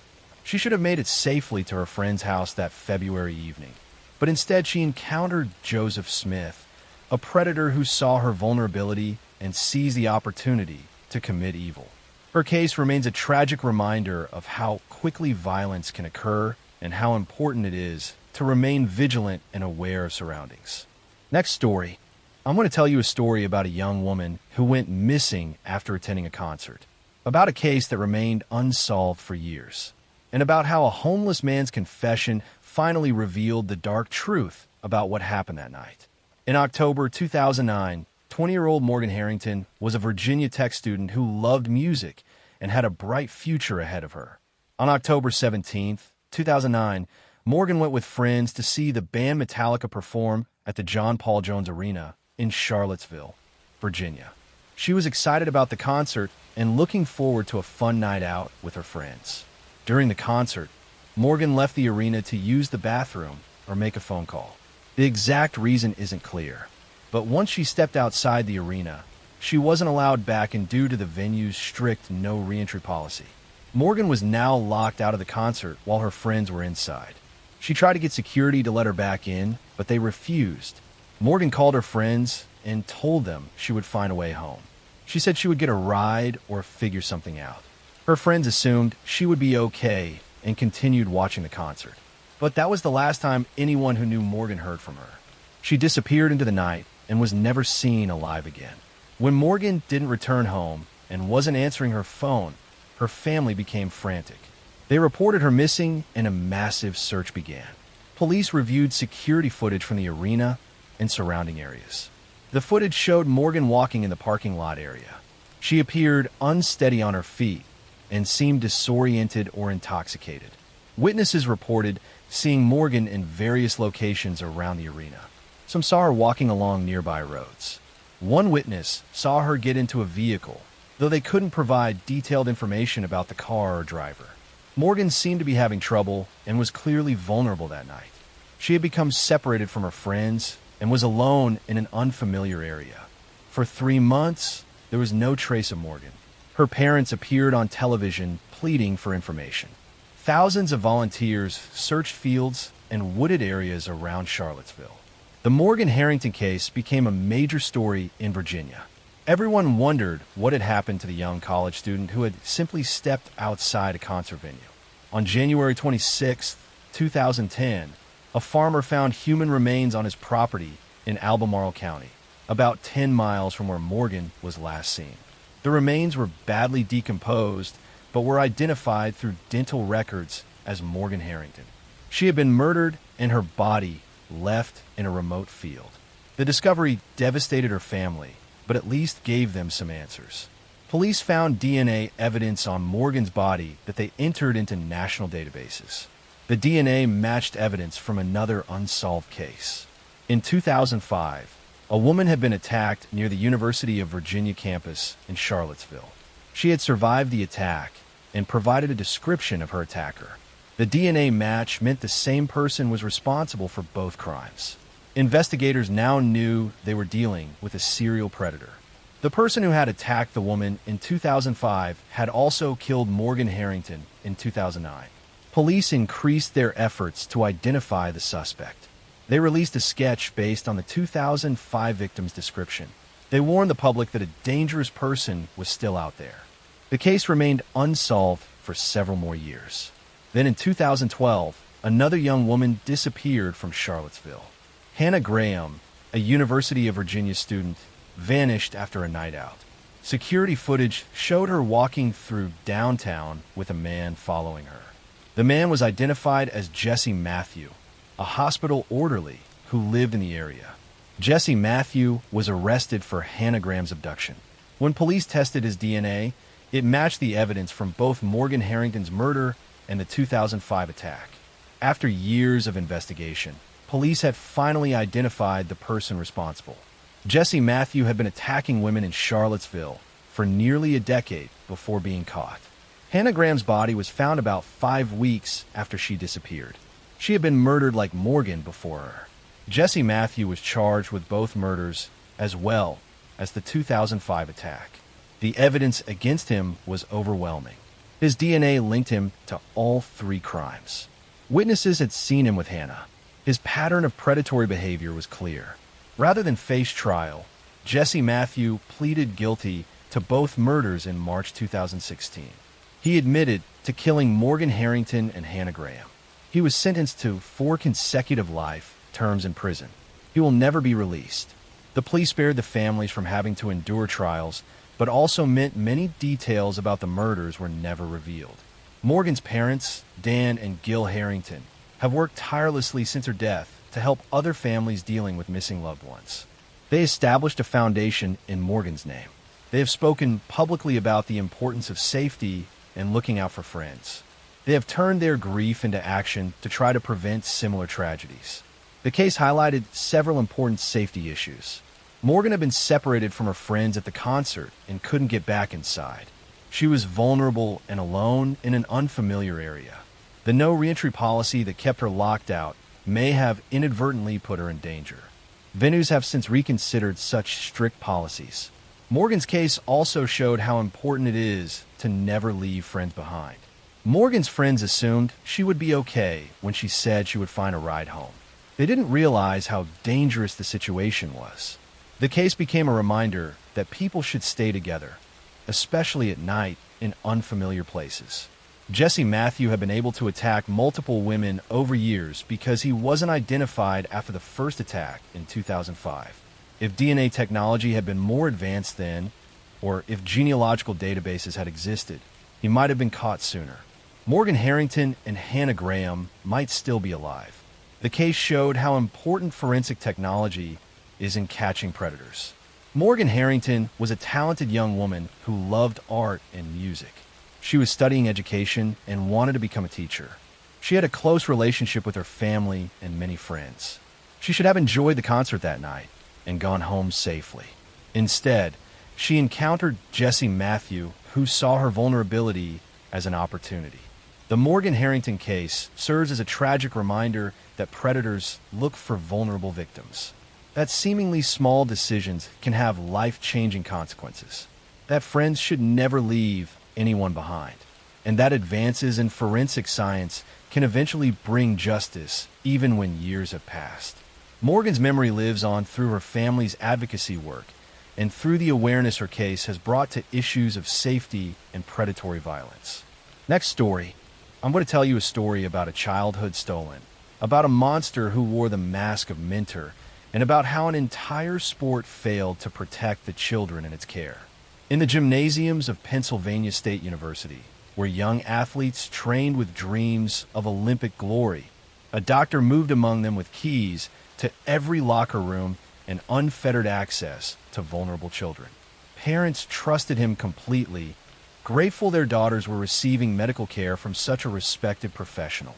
But behind closed doors, under the guise of treatment, he was committing crimes that would eventually reveal themselves as one of the most extensive child sexual abuse cases in American history. This is the story of Larry Nassar, a sports medicine doctor who sexually abused at least 265 young female athletes over more than 2 decades. Between 1992 and 2016, he used his position as team doctor for USA Gymnastics and Michigan State University to assault girls as young as 6 years old, disguising his abuse as legitimate medical treatment. His crimes were enabled by institutions that ignored complaints, silenced victims, and protected their reputations rather than the children in their care. Lawrence Gerard Nassar was born on August 16, 1963, in Farmington Hills, Michigan. He grew up in a middle-class family where education and achievement were valued. His childhood appeared unremarkable, with no obvious signs of the predator he would become. He was intelligent and focused, showing early interest in sports medicine and athletic training. Larry attended Michigan State University, earning undergraduate and graduate degrees in kinesiology before attending medical school. He was drawn to sports medicine, particularly gymnastics, where he saw opportunity to work with elite young athletes. He completed his training and became licensed as an osteopathic physician, gaining credentials that would give him authority and trust. In 1986, while still a student, Larry began working as an athletic trainer for the USA Gymnastics team. He quickly made himself indispensable, volunteering for events, traveling with teams, and building relationships with coaches and officials. He positioned himself as someone dedicated to the athletes, always available, always willing to help. This reputation gave him access and trust that he would exploit for decades. Larry developed a technique he claimed was a legitimate treatment for various athletic injuries, particularly back and hip pain. He called it pelvic floor therapy and told athletes it required internal manipulation. In reality, he was sexually assaulting them, penetrating them with his unloved hands while claiming it was medical treatment. The girls were confused and uncomfortable, but trusted that a doctor knew what he was doing. He would perform these assaults in exam rooms, often with parents present in the room, but positioned so they could not see what his hands were doing beneath a sheet. He would chat casually with parents while assaulting their daughters. His demeanor so professional and relaxed that no one suspected anything inappropriate was happening. Larry targeted young gymnasts who were vulnerable and unlikely to question authority. These were girls who had been trained from early childhood to obey coaches and medical staff without question, to push through pain and discomfort, to trust that adults in positions of authority had their best interests at heart. Their conditioning made them perfect victims for someone who understood how to exploit that trust. Over 2 decades, Larry assaulted hundreds of girls. Some were Olympic medalists, elite athletes whose names the world knew. Most were young gymnasts training at local clubs, girls with Olympic dreams who trusted that the national team doctor was providing them with the best care possible. He assaulted them at competitions, at training camps, at his office at Michigan State University, and even at his home where parents would bring their daughters for treatment. Reports of Larry's abuse began surfacing as early as the 1990s, but they were consistently dismissed or ignored. Young athletes complained to coaches, to USA Gymnastics officials, to Michigan State administrators. Each time, the institutions chose to protect Larry rather than investigate the claims. Officials told victims they were misunderstanding legitimate medical treatment. Some were warned that speaking out would damage their careers and the sport they loved. In 2004, a young gymnast reported Larry's abuse to Michigan State University police. An investigation was conducted but closed without charges. Larry was allowed to continue practicing. In 2014, another athlete filed a complaint with the university. Again, an investigation concluded that Larry's techniques were legitimate medical procedures. The institution sided with the doctor rather than the victim. The breakthrough came in 2016 when former gymnast Rachel Den Hollander went public with detailed accusations against Larry. Her willingness to speak openly, using her real name and providing specific accounts, gave other victims courage to come forward. Within months, dozens and then hundreds of women and girls reported that Larry had assaulted them during supposed medical treatments.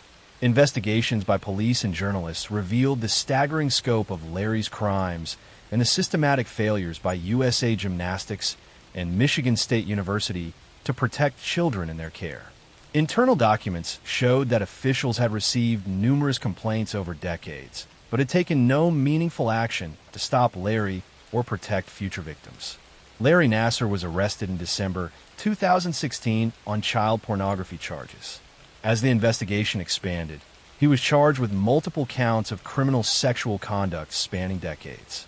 Faced with overwhelming evidence from hundreds of victims, he eventually pleaded guilty to avoid trial. His sentencing hearings in January 2018 became historic moments.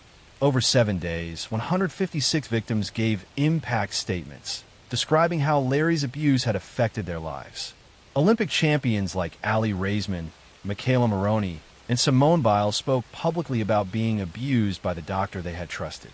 Judge Rosemary Aquilina allowed every victim who wanted to speak the opportunity to confront Larry. Larry Nassar was sentenced to 40 to 175 years in prison for criminal sexual conduct, in addition to a 60-year federal sentence for child pornography. He will die in prison. During sentencing, Judge Aquilina told him he had just signed his own death warrant. The fallout from a Nassar case was extensive. USA Gymnastics filed for bankruptcy under the weight of lawsuits. The entire USA Gymnastics board resigned. Michigan State University paid $500 million to settle claims from victims. Officials who had dismissed or ignored complaints faced criminal charges for their failures.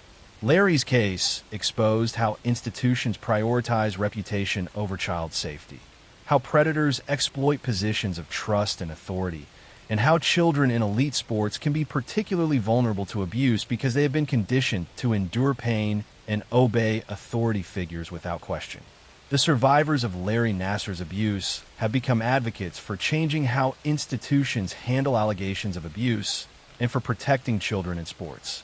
I'm going to tell you a story about jealousy that festered into obsession, about a woman who could not accept rejection, and about how love can twist into something so dark it destroys everyone it touches. In the quiet suburb of Clear Lake, Texas, where families raised children in safe neighborhoods and high school sweethearts dreamed of futures together, a love triangle was developing that would end in unimaginable violence. A former NASA flight controller was stalking her ex-boyfriend and his new lover, unable to accept that he had moved on. Her obsession would culminate in a nightmarish act that shocked the nation. This is the story of Clara Harris. On July 24th, 2002, this successful dentist discovered her husband was having an affair with his receptionist. Hours after confronting them at a hotel, Clara ran over her husband, David, repeatedly with her Mercedes in a hotel parking lot, killing him while their teenage stepdaughter watched in horror from the car. The murder was captured on video by a private investigator Clara had hired, providing undeniable evidence of a crime driven by rage and betrayal. Clara Suarez was born on February 3rd, 1958, in Bogota, Colombia. She came from a wealthy, educated family and showed early academic promise.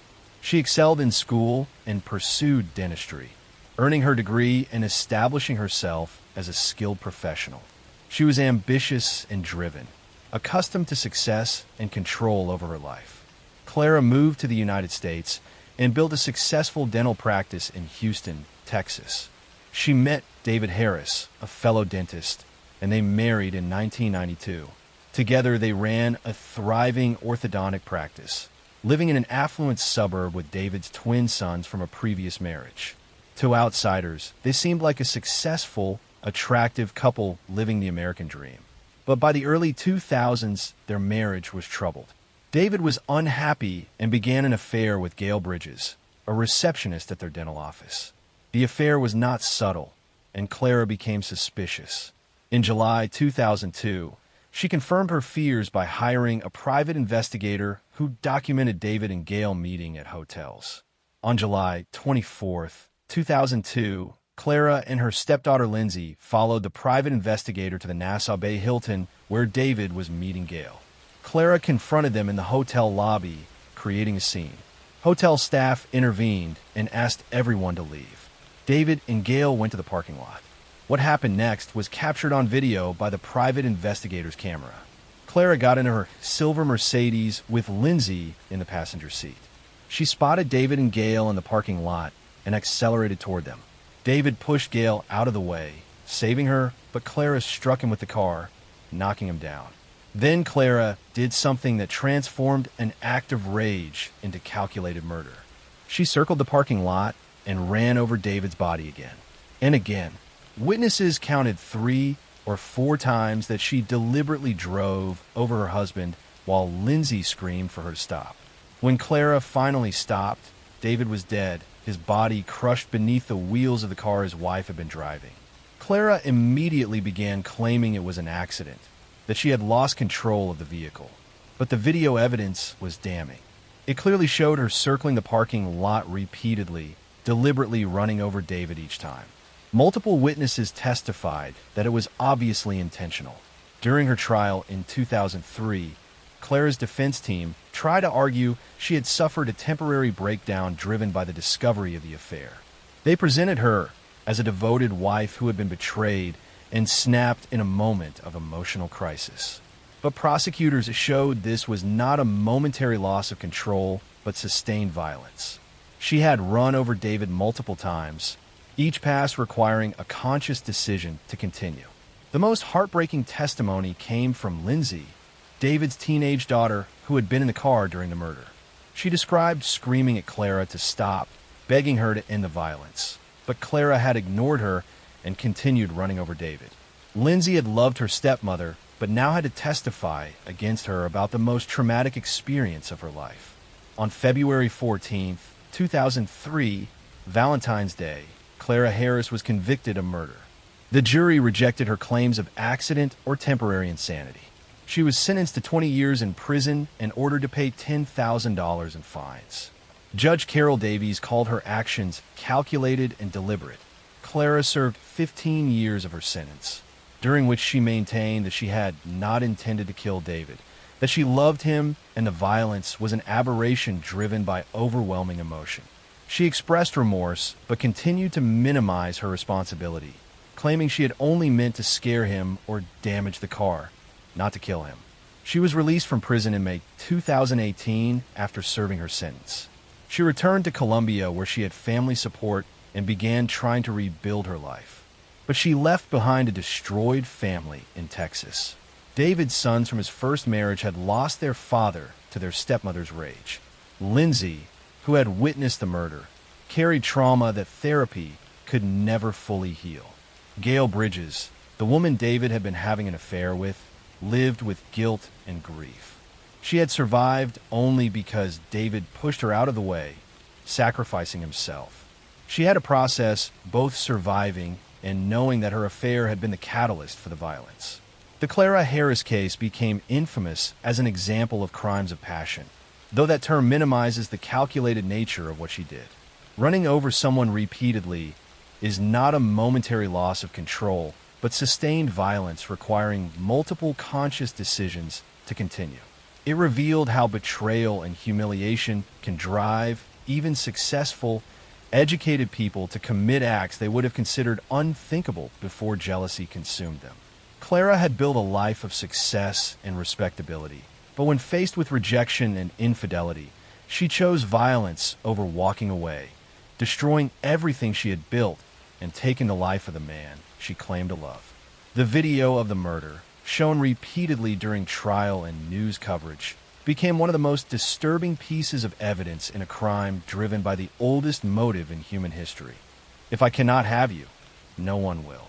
David Harris died in a hotel parking lot, crushed under the wheels of a car driven by the woman he had married, betrayed, and underestimated in the most fatal way possible. I'm going to tell you a story about a woman who turned tragedy into profit, about deception that lasted decades, and about how the desire for sympathy and financial gain can lead someone to commit the unthinkable repeatedly.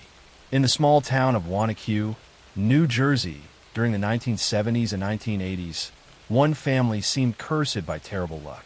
Mary Beth Tinning's children kept passing away, one after another, from various mysterious illnesses and sudden medical emergencies. Neighbors expressed sympathy for the seemingly devoted mother who kept losing her babies. Doctors were puzzled by the string of tragedies. But no one suspected that Mary Beth herself was causing these deaths, ending the lives of her own children to gain attention and sympathy. This is the story of Mary Beth Tinning, who between 1972 and 1985 ended the lives of 9 of her own children through suffocation and other means. She would bring her babies to hospitals in crisis, appearing as a distraught mother seeking help, while she was actually the cause of their medical emergencies. Her conviction in 1987 exposed one of the most disturbing cases of Munchausen syndrome by proxy ever documented, and revealed how a mother's need for attention could override the most basic parental instincts. Mary Beth Rowe was born on September 11th, 1942, in Duanesburg, New York. Her childhood was marked by emotional neglect and a desperate hunger for attention. Her parents were cold and distant, showing little affection to their children. Her father was an alcoholic who spent little time with the family. Her mother was emotionally unavailable, providing basic physical care but no warmth or nurturing. Mary Beth grew up feeling invisible and worthless. She struggled in school, not due to lack of ability, but because she could not focus when her emotional needs were so unmet. She had few friends and spent most of her time alone, developing fantasies about being special or important in some way. She craved recognition and sympathy, but had no healthy way to obtain it. She married Joseph Tinning in 1965. Joseph was a stable, hardworking man who provided financial security. They settled in Schenectady, New York, and began having children.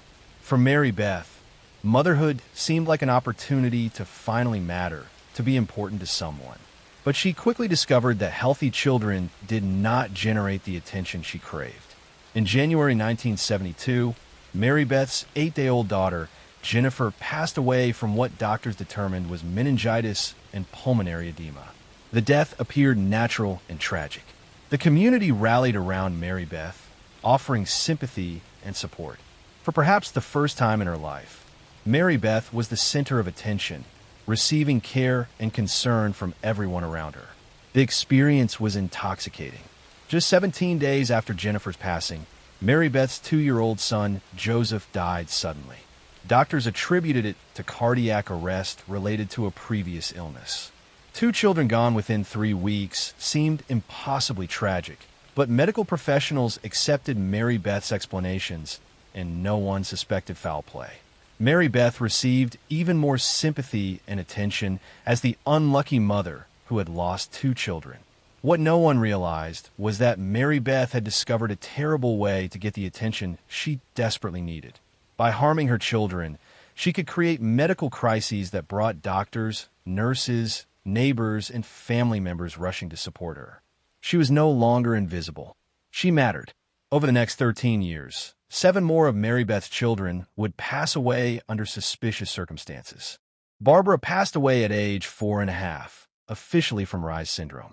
Timothy passed at age 3 weeks from what was called sudden infant death syndrome.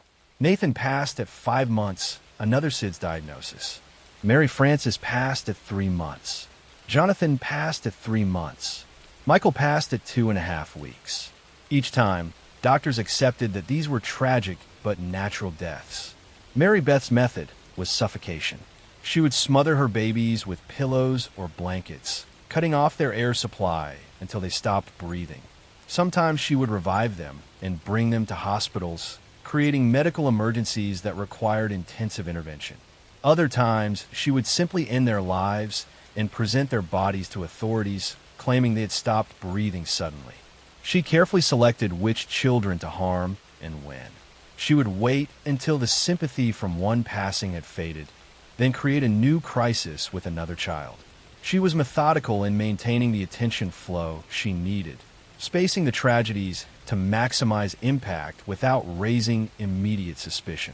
Some medical professionals did become concerned. After several passings, doctors made notes in records questioning the pattern. But in the early 1980s, awareness of Munchausen syndrome by proxy was limited. The idea that a mother would systematically harm her own children for attention seemed too monstrous to seriously consider, especially when Mary Beth appeared so devoted and distraught. The pattern finally became undeniable in December 1985 when 3-month-old Tammy Lynn was brought to the hospital unconscious. Medical staff managed to revive her initially, but she passed away the following day. This time, a physician's assistant named Linda Anderson refused to accept another unexplained infant passing in the Tinning family.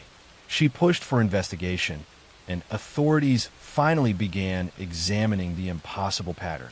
When confronted by police, Mary Beth's facade crumbled. She confessed to smothering Tammy Lynn, claiming the baby had been crying and she just wanted her to stop.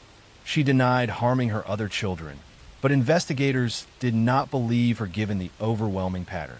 Mary Beth was arrested and charged. Her trial in 1987 focused on Tammy Lynn's passing, as it was the only case with a confession and fresh evidence. Prosecutors argued she had ended all 9 children's lives, but they could only prove the most recent case beyond reasonable doubt. Expert witnesses testified about Munchausen syndrome by proxy, explaining how caregivers harm those in their care to gain attention and sympathy. They described Mary Beth's desperate need for recognition and how harming her children fulfilled that need. The statistical impossibility of 9 children in one family passing from various causes was presented as evidence of systematic harm. The defense argued Mary Beth was a loving mother who had suffered terrible misfortune and had snapped only once under extreme stress. But the jury saw through this argument and recognized the pattern of harm that had continued for over a decade. On July 17, 1987, Mary Beth Tinning was convicted of taking Tammy Lynn's life. She was sentenced to 20 years to life in prison. She has been denied parole multiple times and remains incarcerated in New York at age 82. Throughout her imprisonment, Mary Beth has never fully confessed to harming her other children. She maintains that only Tammy Lynn's passing was intentional. This denial continues to haunt the community and the few surviving family members who tried to support her through what they believed was unimaginable tragedy. Her husband, Joseph, divorced her and has lived quietly, never speaking publicly about the horror he lived through. He had trusted his wife completely, never suspecting that the woman he loved was systematically ending their children's lives. I'm going to tell you a story about a woman who turned caregiving into profit, about elderly victims who trusted the wrong person, and about how greed can transform kindness into something deadly. In the quiet neighborhoods of California during the 1980s, Dorothea Puente ran a boarding house that seemed like a blessing for elderly people with nowhere else to go. She advertised rooms for rent, offering meals, medication management, and companionship to those receiving government assistance. She presented herself as a caring landlady who provided affordable housing to society's most vulnerable. But beneath this charitable facade, Dorothea was systematically taking the lives of her tenants and continuing to cash their government checks long after they had passed away. This is the story of Dorothea Puente, the death house landlady. Between 1982 and 1988, she ended the lives of at least 9 elderly and disabled tenants at her boarding house in Sacramento, California. She would poison them with medication, bury their bodies in her yard, and continue collecting their Social Security checks by forging their signatures. Her crimes were discovered only when a social worker became suspicious about a missing tenant and insisted police investigate. The excavation of her property revealed a yard filled with bodies and exposed a scheme of financial exploitation and harm.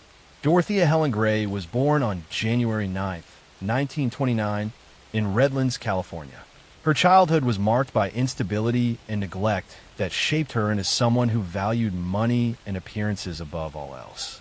Her parents struggled with substance issues and could not provide adequate care for their children. Dorothea spent much of her childhood in foster homes and orphanages, never experiencing stable family life or genuine affection. Growing up in institutions taught Dorothea that survival meant manipulating others and that lying could get her what she needed. She became skilled at presenting herself as respectable and caring while concealing her true nature. She learned to identify what people wanted to hear and became expert at telling them exactly that. As a young woman, Dorothea married multiple times, each marriage ending in divorce or abandonment. She had children, but was not a devoted mother, often leaving them with relatives while she pursued her own interests. She drifted through various jobs and schemes, always looking for easy money and ways to avoid honest work. Dorothea was arrested multiple times during the 1960s and 1970s for forgery, theft, and running illegal operations. She served time in prison, but always returned to criminal activity after release. She was clever enough to avoid lengthy sentences, presenting herself as a reformed woman who had made mistakes but was trying to change.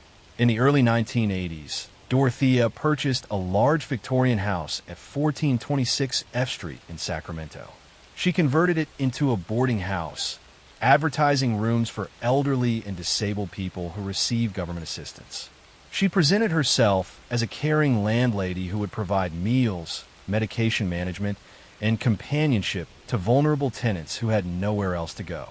Her boarders were society's most marginalized individuals. Elderly people with no family, disabled individuals with mental health challenges, people struggling with substance issues trying to survive on small government checks. They were perfect victims because few people would notice or care if they disappeared. Dorothea's method was consistent and calculating. She would accept tenants who received regular government checks, gaining access to their finances by offering to manage their money for them. Once she controlled their income, She would administer drugs to keep them docile or to end their lives. When tenants passed away, she would bury their bodies in the yard and continue cashing their checks, forging their signatures, and telling inquiring social workers that the person had moved away. The boarding house became a burial ground, with bodies buried in the small yard and beneath the house. Neighbors sometimes complained about unpleasant odors, but Dorothea explained them as sewer problems or deceased animals. No one investigated thoroughly enough to discover the truth. Between 1982 and 1988, at least 9 people passed away at Dorothea's boarding house under suspicious circumstances. She collected their government payments for months or years after their passing, accumulating substantial sums. She used the money to maintain her appearance of respectability, dressing well and entertaining guests, projecting the image of a successful businesswoman. Her crimes began unraveling in November 1988 when a social worker named Judy Moise became concerned about a tenant named Alvaro Montoya who had not been seen in weeks. Alvaro was a man with disabilities whose case Judy was monitoring closely. When Dorothea claimed Alvaro had gone to Mexico, Judy did not believe her and contacted police. Detectives obtained permission to search the property. On November 11th, 1988, they began digging in the yard. Within hours, they discovered the first body. Over the following days, they found 7 bodies buried around the property. 2 more were later discovered in nearby locations.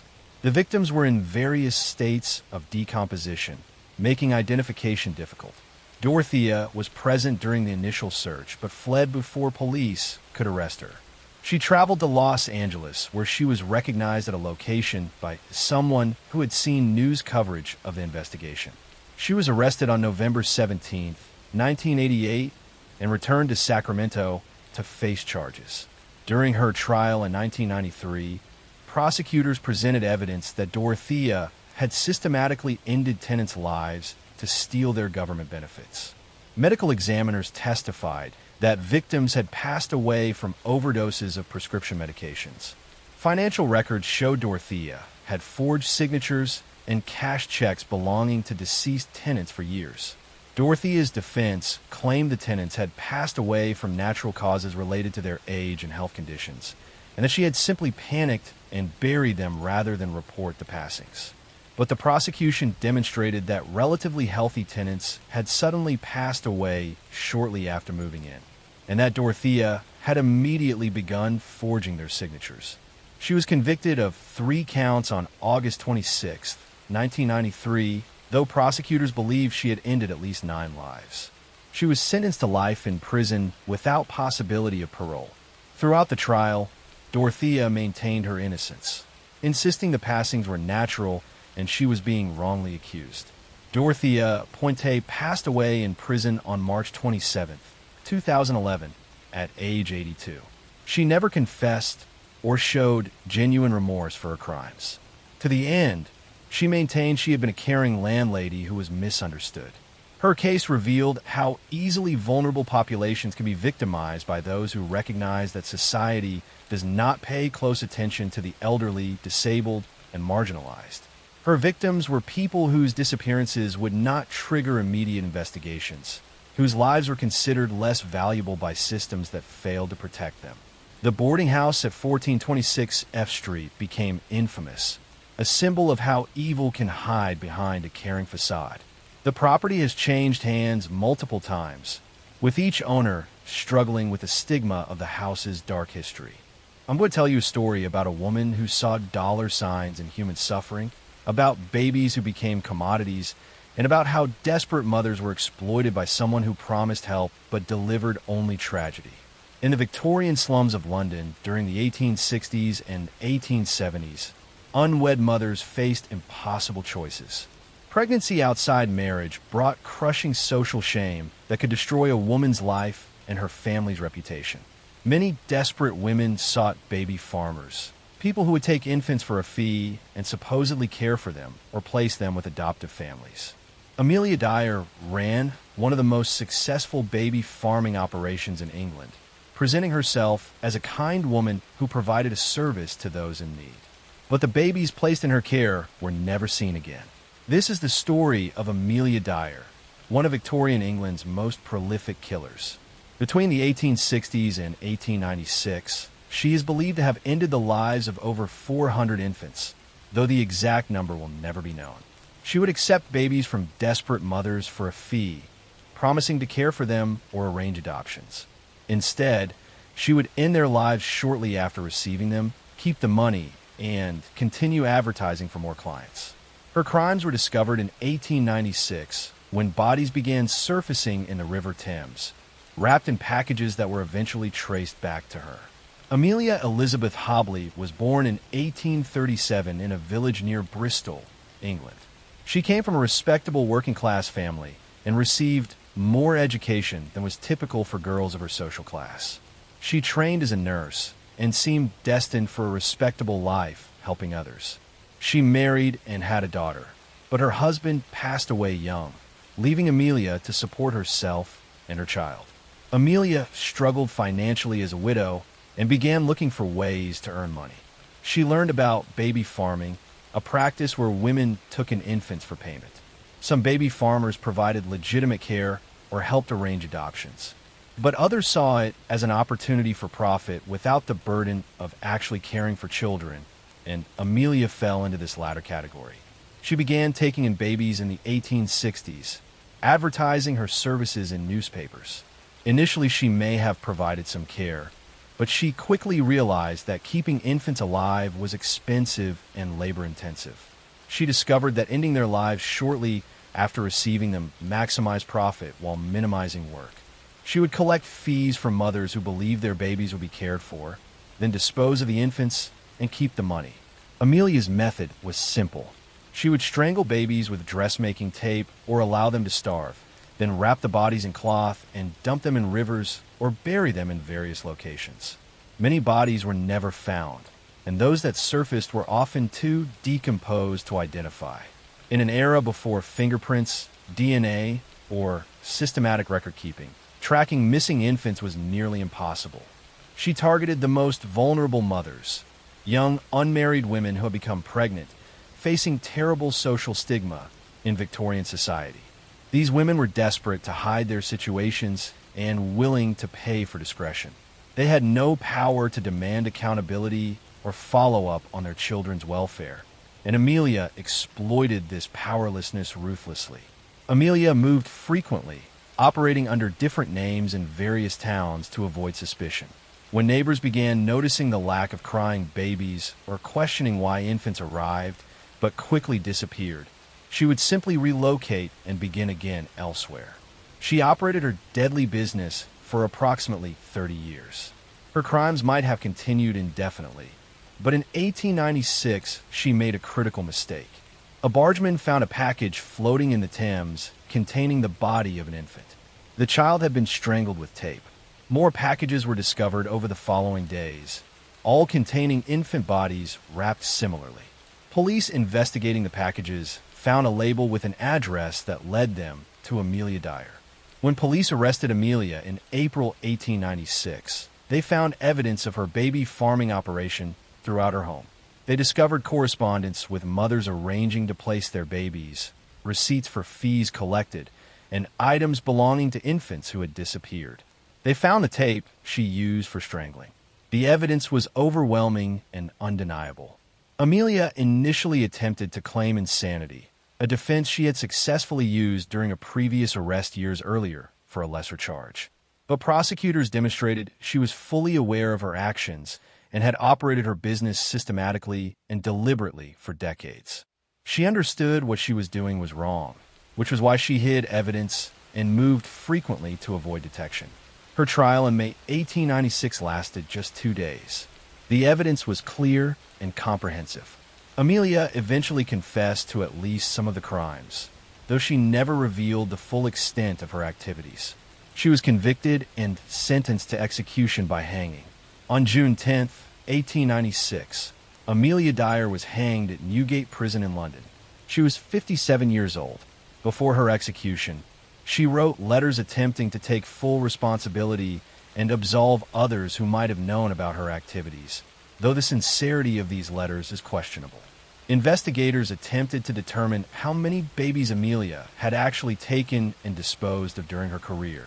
By examining her addresses, correspondence, and recovered bodies, they estimated she had been responsible for possibly 400 infant deaths, though the true number may have been higher. Many victims were never identified, and their mothers never knew what had happened to the babies they had entrusted to Amelia's care.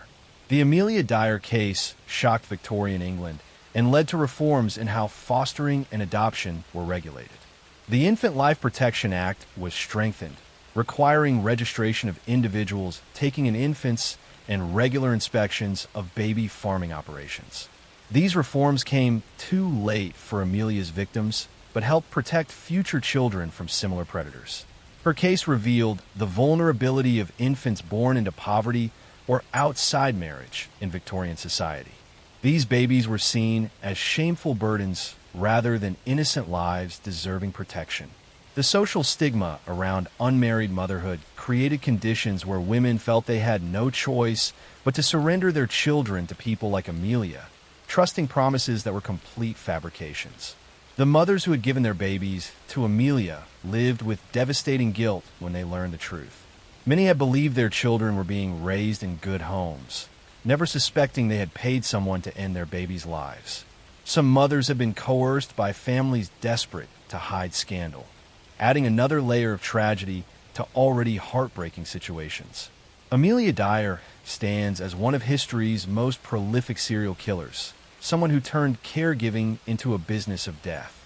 She exploited society's most vulnerable people for profit, understanding that Victorian England's rigid moral code created desperate situations she could manipulate. Her crimes demonstrated how poverty, shame, and lack of social support systems create opportunities for predators, and how easily lives can be destroyed when society values reputation over protecting those who cannot protect themselves. I'm going to tell you a story about a woman who weaponized arsenic, about a boarding house where lodgers checked in but never checked out, and about how one person turned hospitality into a profitable scheme of systematic elimination. In the working-class neighborhoods of Chicago during the early 1920s, a Hungarian immigrant named Tilly Klimek was known in her community as a woman with an uncanny and disturbing gift. She could predict when people would pass away. She would tell her neighbors that she had dreamed of funerals, that she saw death coming for specific people, and then within weeks her predictions would come true. What her neighbors did not realize was that Tilly was not psychic at all. She was simply announcing her plans in advance, using the guise of premonition to mask premeditated poisoning that would claim at least 5 lives and possibly many more. This is the story of Tilly Klimek, one of a group of women in 1920 Chicago who became known as the Poison Ring. Between 1914 and 1922, Tilly systematically eliminated husbands and others for insurance money, using arsen purchased as rat poison.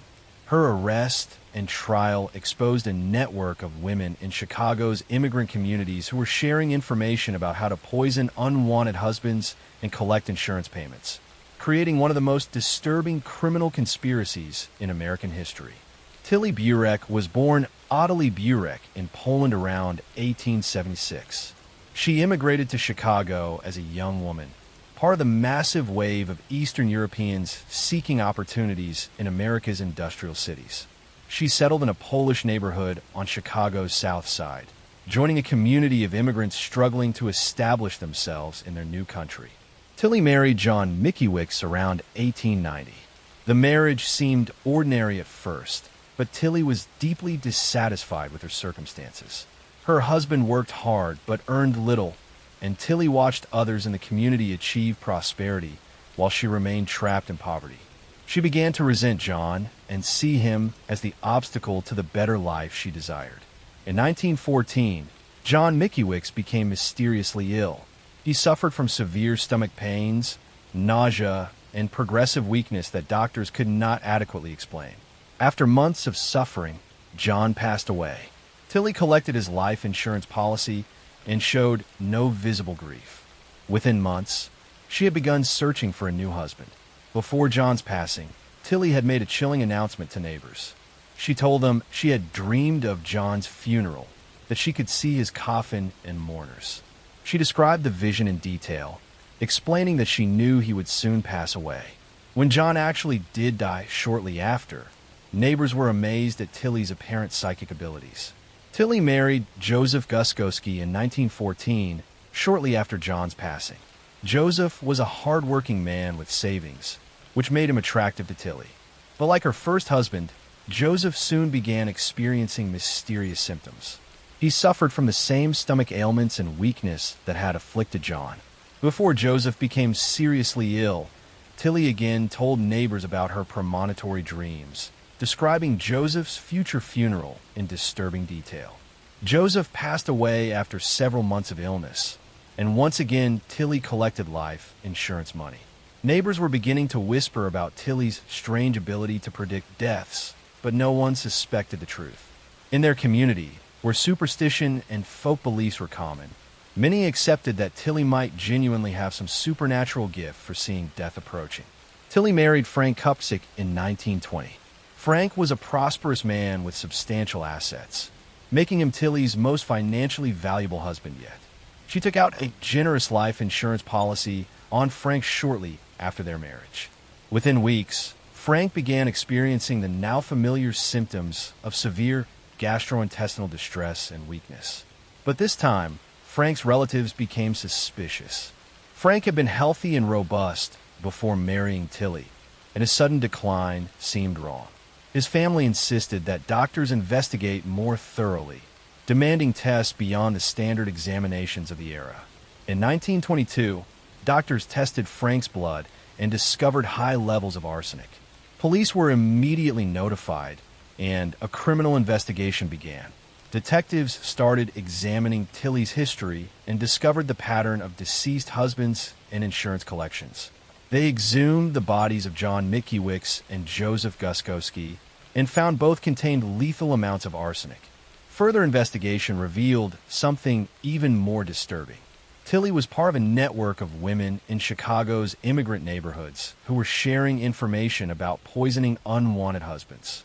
These women, many of them from Polish, Hungarian, and Italian communities, would discuss how to purchase arsenic under the guise of pest control, how to administer it to avoid immediate suspicion, and how to file insurance claims after their husbands passed away. The poison ring, as it became known, included several other women who were subsequently arrested and tried. The network had operated for years, with women protecting each other by providing alibis and supporting each other's claims that their husbands had died from natural illnesses. Tilly Klimek was arrested in 1922 and charged with the passing of Frank Kupsik. Her trial revealed the full extent of her crimes and the existence of the poison ring. Prosecutors presented the toxicology evidence showing fatal arsenic levels in multiple bodies. They demonstrated Tilly's pattern of marrying men, insuring them, and then poisoning them for profit. What made Tilly's case particularly memorable was her habit of predicting the deaths. Prosecutors argued this showed clear premeditation and planning. She was not acting impulsively, but was carefully orchestrating each elimination and even announcing it in advance, using the cover of supposed psychic dreams to mask her criminal intent. The defense attempted to argue that the arsenic could have come from environmental sources or that the deaths were coincidental. But the evidence was overwhelming. The pattern was too clear, the arsenic levels too high, and the financial motives too obvious. On November 27, 1922, Tilly Klimek was convicted of taking Frank Kupsik's life. She was sentenced to life imprisonment at the Illinois State Penitentiary. Several other women from the poison ring were also convicted and sentenced, though Tilly received the most publicity due to her eerie predictions and the number of her victims. Tilly served her sentence at Joliet Prison in Illinois. She maintained her innocence throughout her imprisonment, claiming she was being persecuted for bad luck rather than criminal behavior. She passed away in prison in 1936 at approximately age 60, having served 14 years of her life sentence. The Tilly Klimek case and the broader poison ring scandal shocked Chicago and the nation. It revealed how groups of women in immigrant communities, frustrated by poverty and unhappy marriages, had turned to systematic poisoning as a solution to their problems. The ease with which arsenic could be purchased as rat poison and the difficulty of detecting it in an era before sophisticated toxicology made it an attractive method for those willing to commit such crimes. The case led to stricter regulations on the sale of arsenic and other poisons.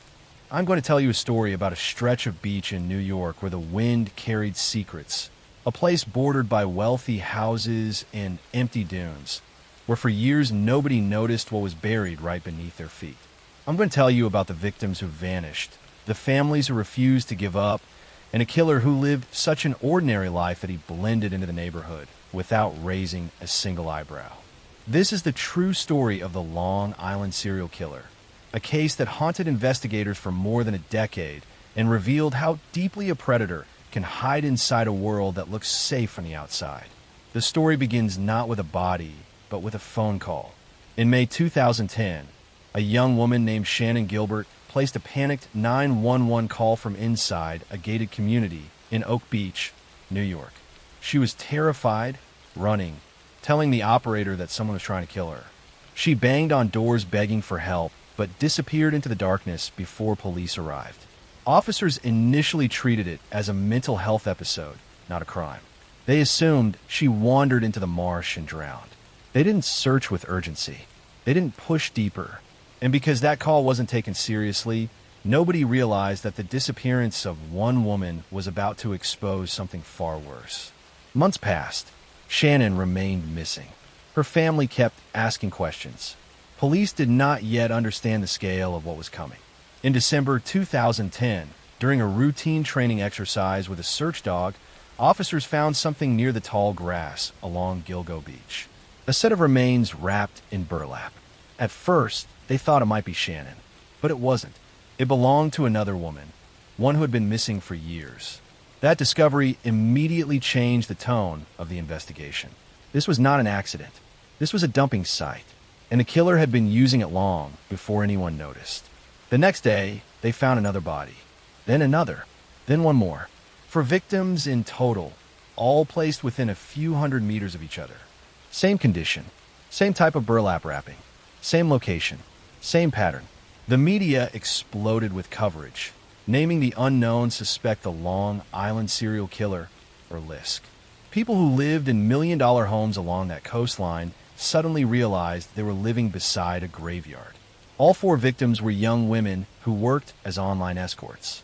Their families had reported them missing, but their cases had not been given urgency when they vanished. Investigators now understood that whoever the killer was, he had been operating with confidence. He used the same remote stretch of beach repeatedly. He knew the area. He knew how long it would take for bodies to be discovered, if they were discovered at all. As police expanded their search radius, they found more remains. Some older, some scattered, some dismembered. The pattern became complicated, suggesting possibly more than one killer over many years. But the original 4, the Gilgo 4, as the media called them, appeared to be the clearest cluster. One offender, one method, one timeline. The community became gripped with fear. Long Island was not a place people associated with serial killers. It was suburban, comfortable, normal. Families lived there for generations. Kids played outside. People left their doors unlocked. But predators thrive in places where nobody expects them, and this one had hidden in plain sight. Years passed. Leads dried up. New police commissioners came and went. The case grew dusty. Families of the victims held vigils demanding action. Documentaries were released. Tips trickled in, but led nowhere. Some investigators privately wondered whether the killer had died, moved away, or simply stopped. But the truth was far simpler. He was living his life like nothing had happened. What broke the case open wasn't a confession or a witness. It was phone records.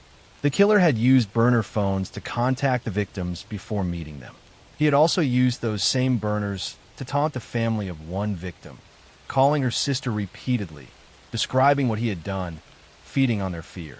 Detectives managed to trace the location of those calls to a small cluster of cell towers near a quiet neighborhood in Massapequa Park, Long Island. The pattern was strange. The phone pings appeared only at certain times of day, only near particular routes. and never far from one man's house and workplace.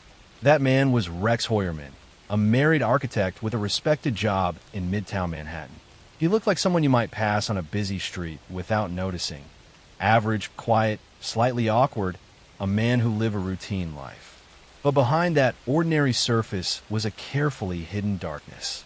Investigators began watching him quietly.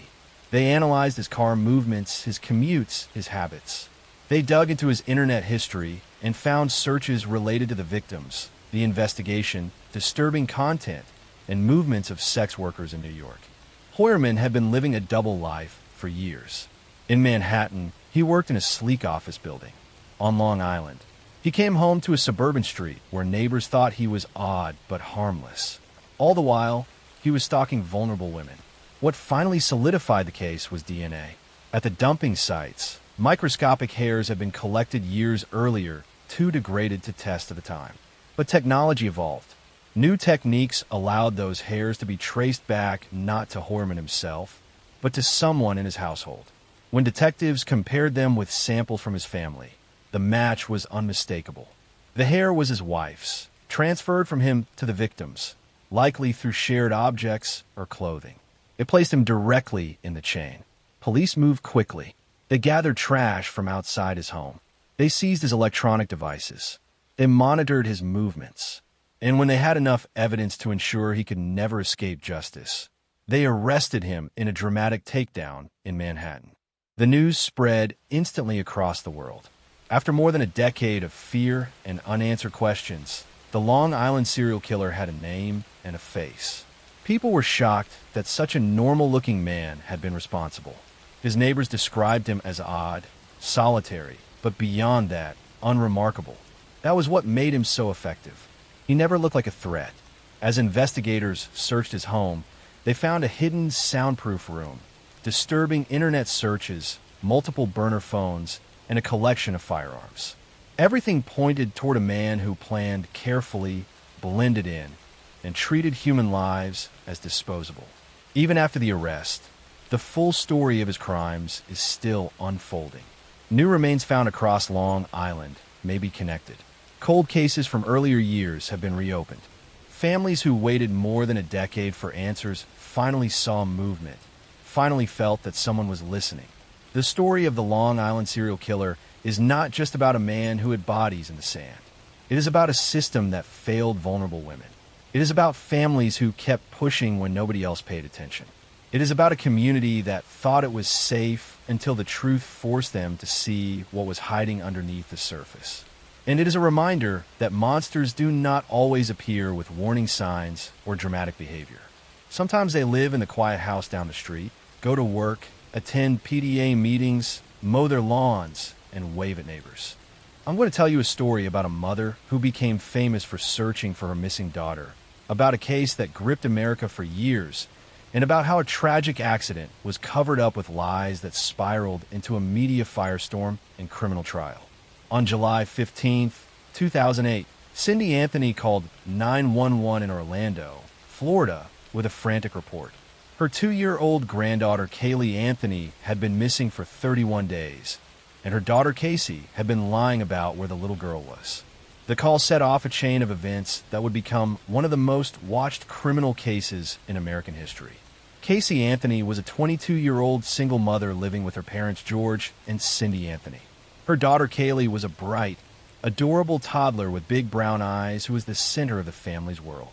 But Casey had been telling her parents for over a month that Kaylee was with a babysitter named Zonnie the nanny. When Cindy finally tracked Casey down and demanded to see Kaylee, Casey admitted the child was missing. Casey's story was bizarre and constantly changing.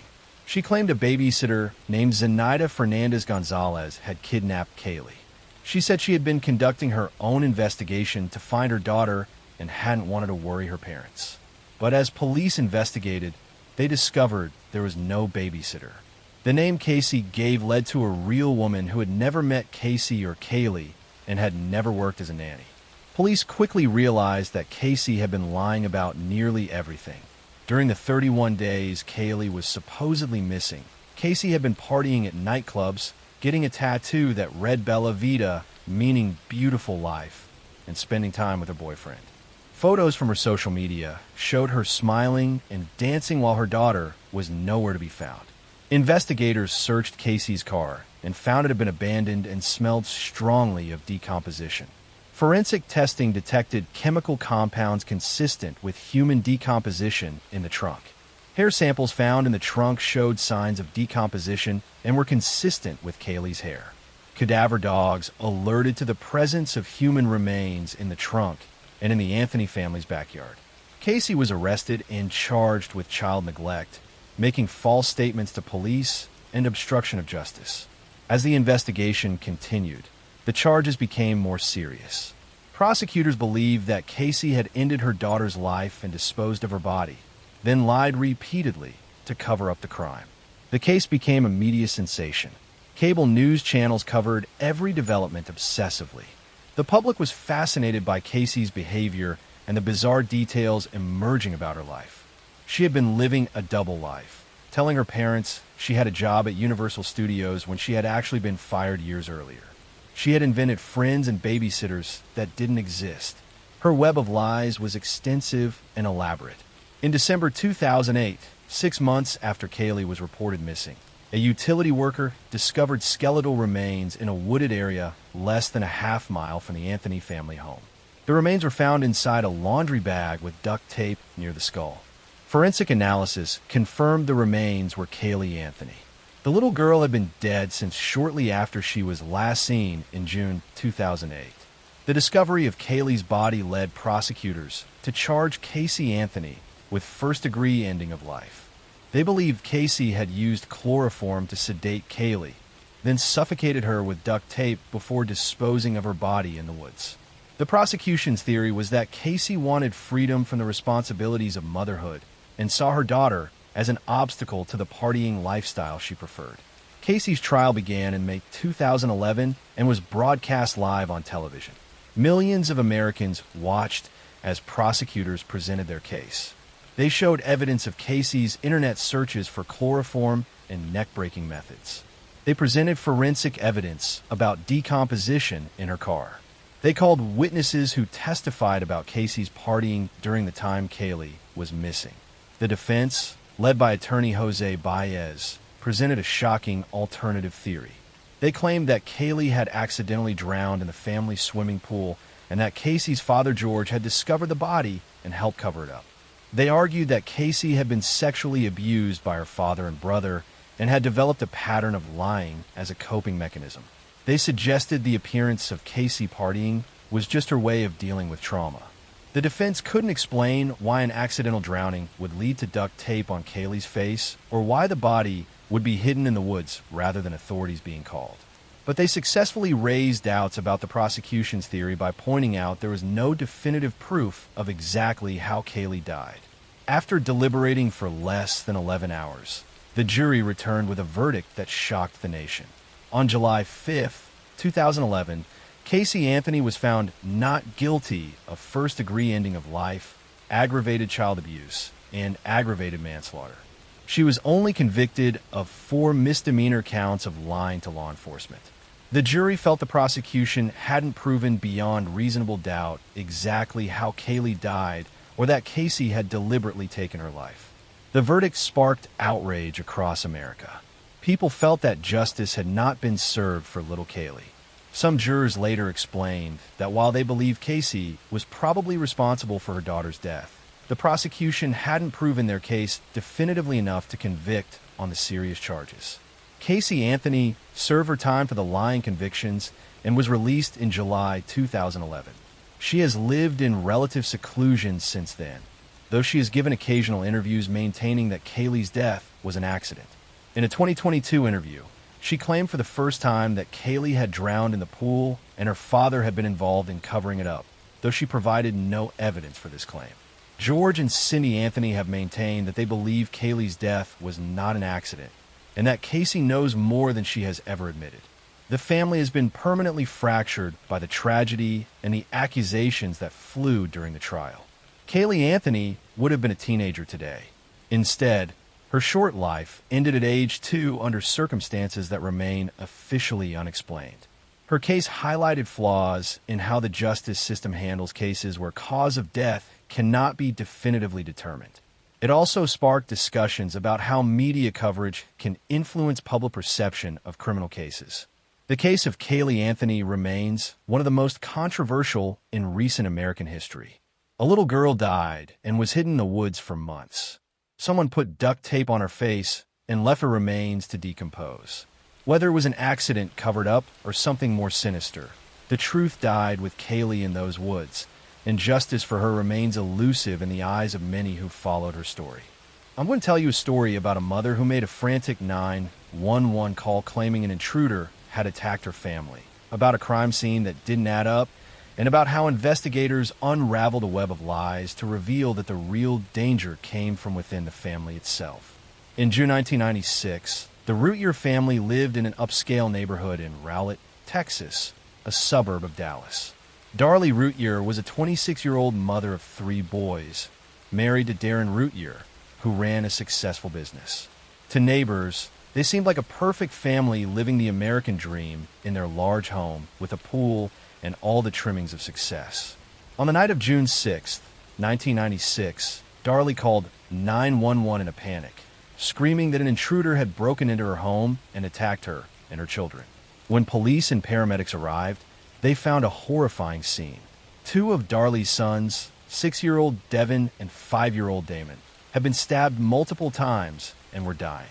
Darlie herself had slash wounds on her throat and arms and was covered in blood. Despite frantic efforts to save them, both Devin and Damon died from their injuries. The boys had been stabbed repeatedly with a large kitchen knife while they slept on the floor of the downstairs living room. Darlie and the boys had been sleeping downstairs that night, while her husband Darren and their infant son Drake slept upstairs. According to Darlie, an intruder had come through a window, attacked her and the boys, then fled through the garage. Darlie told police that she had been sleeping on the couch when she woke to someone attacking her. She said she saw a man in dark clothing leaving through the utility room. She claimed she had no idea why anyone would want to hurt her family. The community was shocked and terrified that such violence could happen in their quiet suburban neighborhood. But as investigators examined the crime scene more carefully, they began to notice things that didn't match Darlie's account. The window screen that supposedly had been cut by the intruder showed cuts that appeared to have been made from inside the house, not outside. There was no evidence of anyone climbing through or disturbing the dust and dirt on the windowsill. The most damaging evidence was in the kitchen.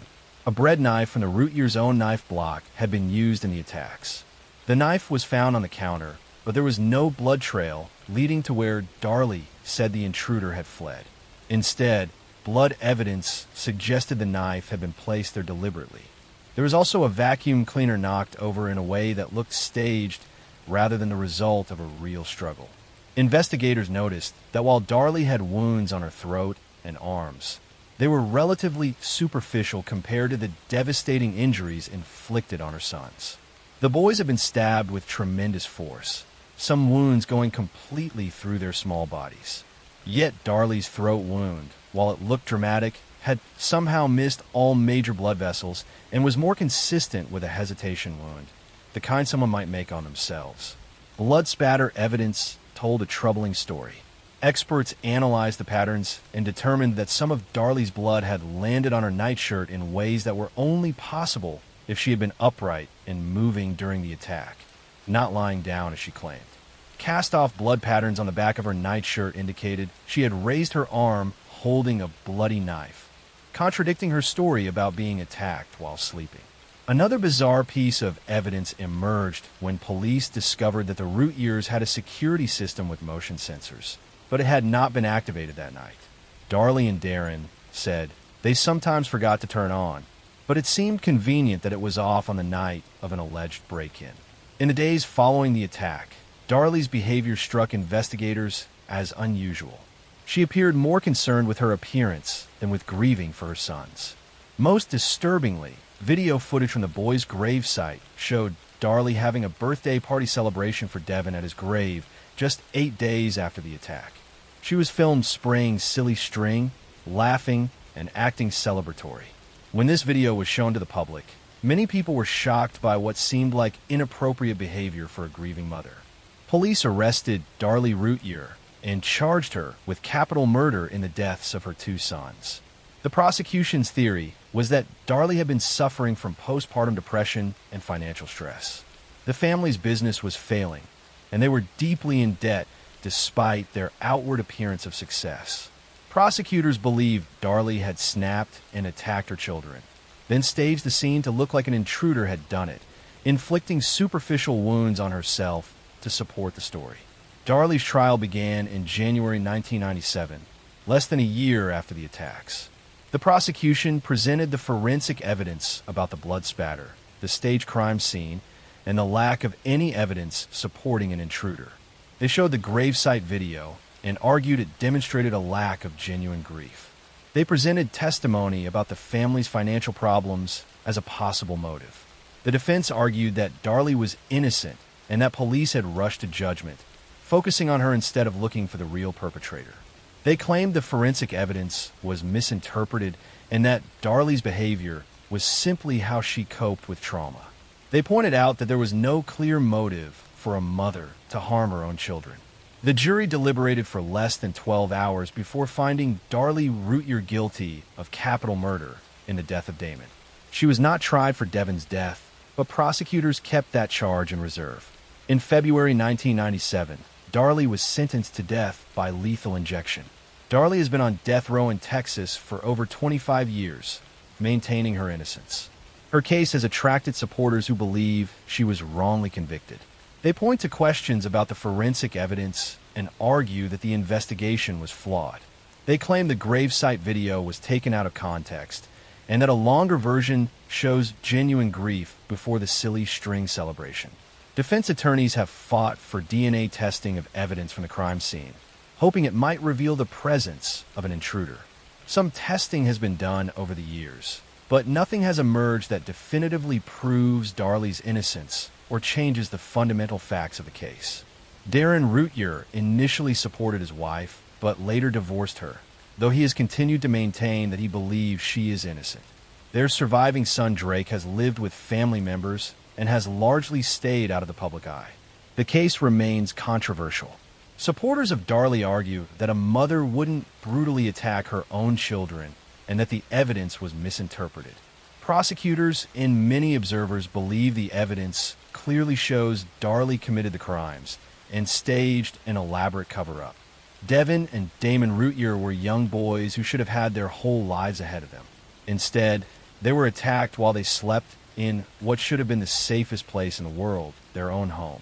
Whether Darlie Routier is guilty as convicted or innocent as she claims, the tragedy of two young lives lost and a family destroyed remains at the heart of this deeply disturbing case. I'm going to tell you a story about a beloved grandmother who was brutally attacked in her own home, about a community terrorized by a series of violent burglaries, and about how detectives used an unusual piece of evidence to finally catch a serial predator who had been hiding in plain sight for years.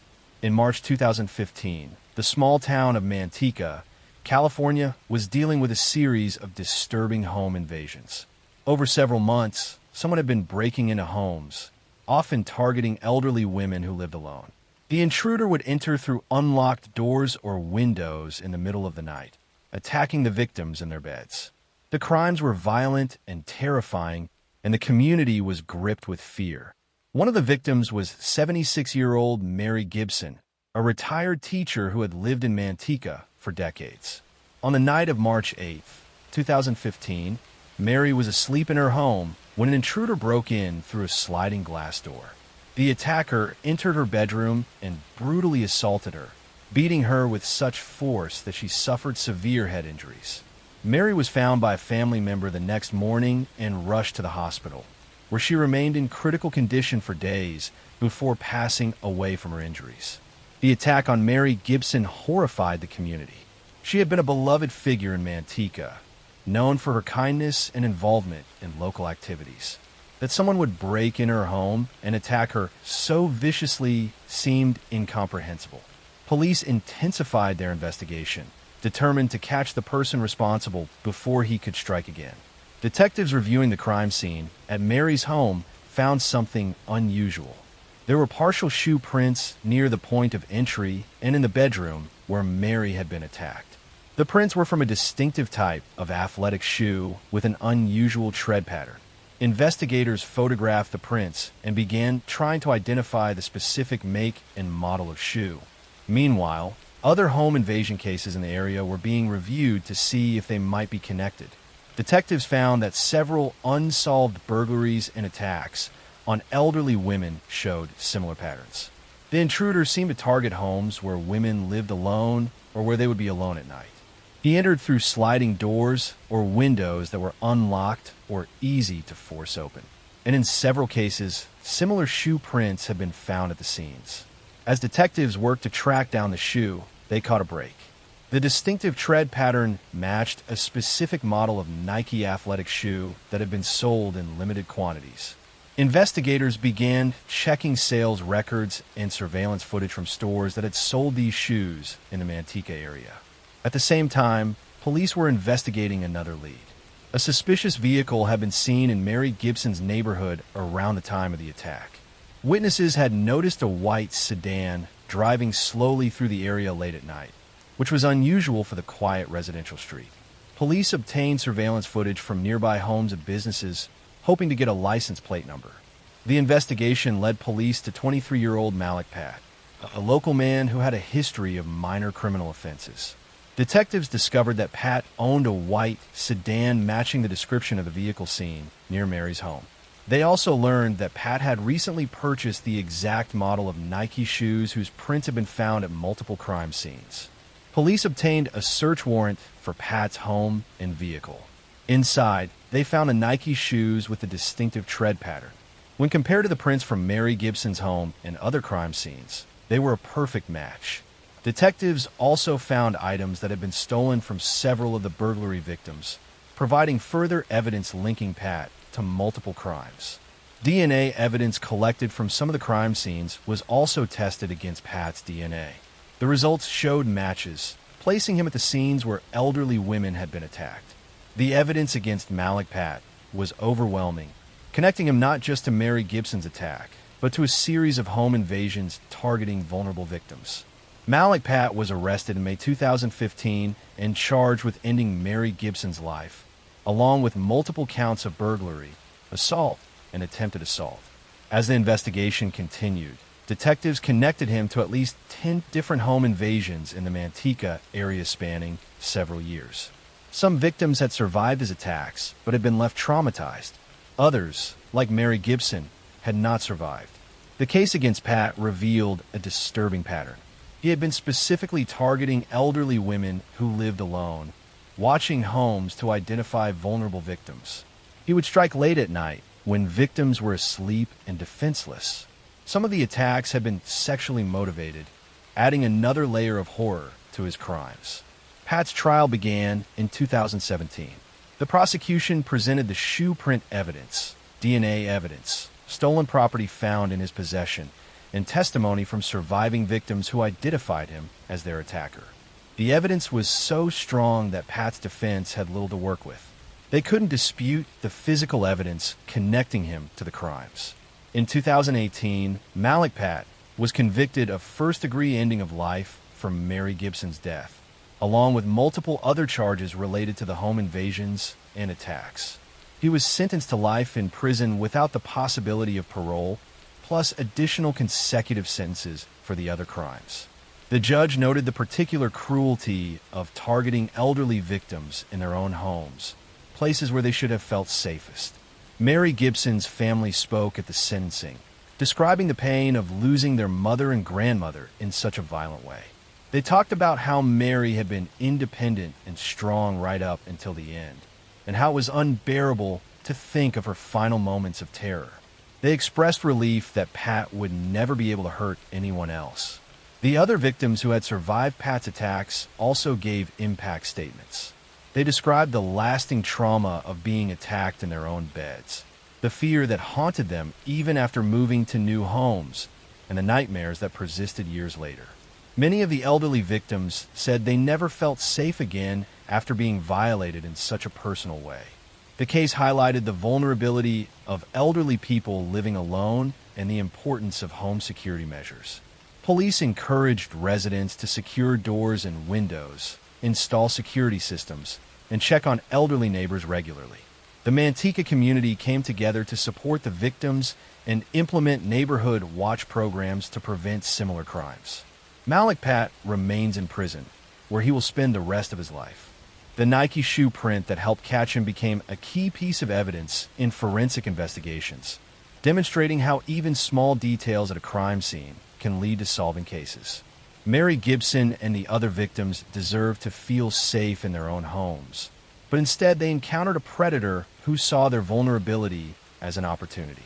While justice was served through Pat's conviction, the trauma he inflicted on his victims and their families will never fully heal.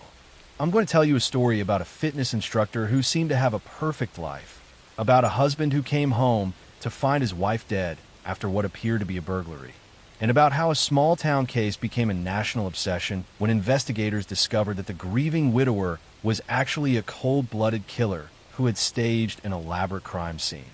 In November 2019, Kelsey Barrett was a 29-year-old flight instructor and mother living in Woodland Park, Colorado. She shared custody of her 1-year-old daughter with her fiancé, Patrick Frazee, who lived on a ranch nearby. On Thanksgiving Day, 2019, Kelsey was last seen on surveillance footage at a grocery store with her daughter. After that day, she vanished without a trace. Kelsey's family reported her missing when they couldn't reach her, and she failed to show up for work. Patrick Frazee told investigators that Kelsey had dropped off their daughter at his ranch on Thanksgiving and that he hadn't seen her since. He claimed Kelsey had sent him text messages days later, saying she wouldn't be coming back and that she needed space. But Kelsey's family didn't believe she would abandon her daughter or her job without explanation. Police began investigating and made a disturbing discovery. Kelsey's cell phone had pinged off towers in Idaho, hundreds of miles from her home, in the days after she disappeared. But no one had actually seen Kelsey. Meanwhile, Patrick Frazee seemed unusually calm about his fiancée's disappearance and wasn't actively searching for her or pleading for her return.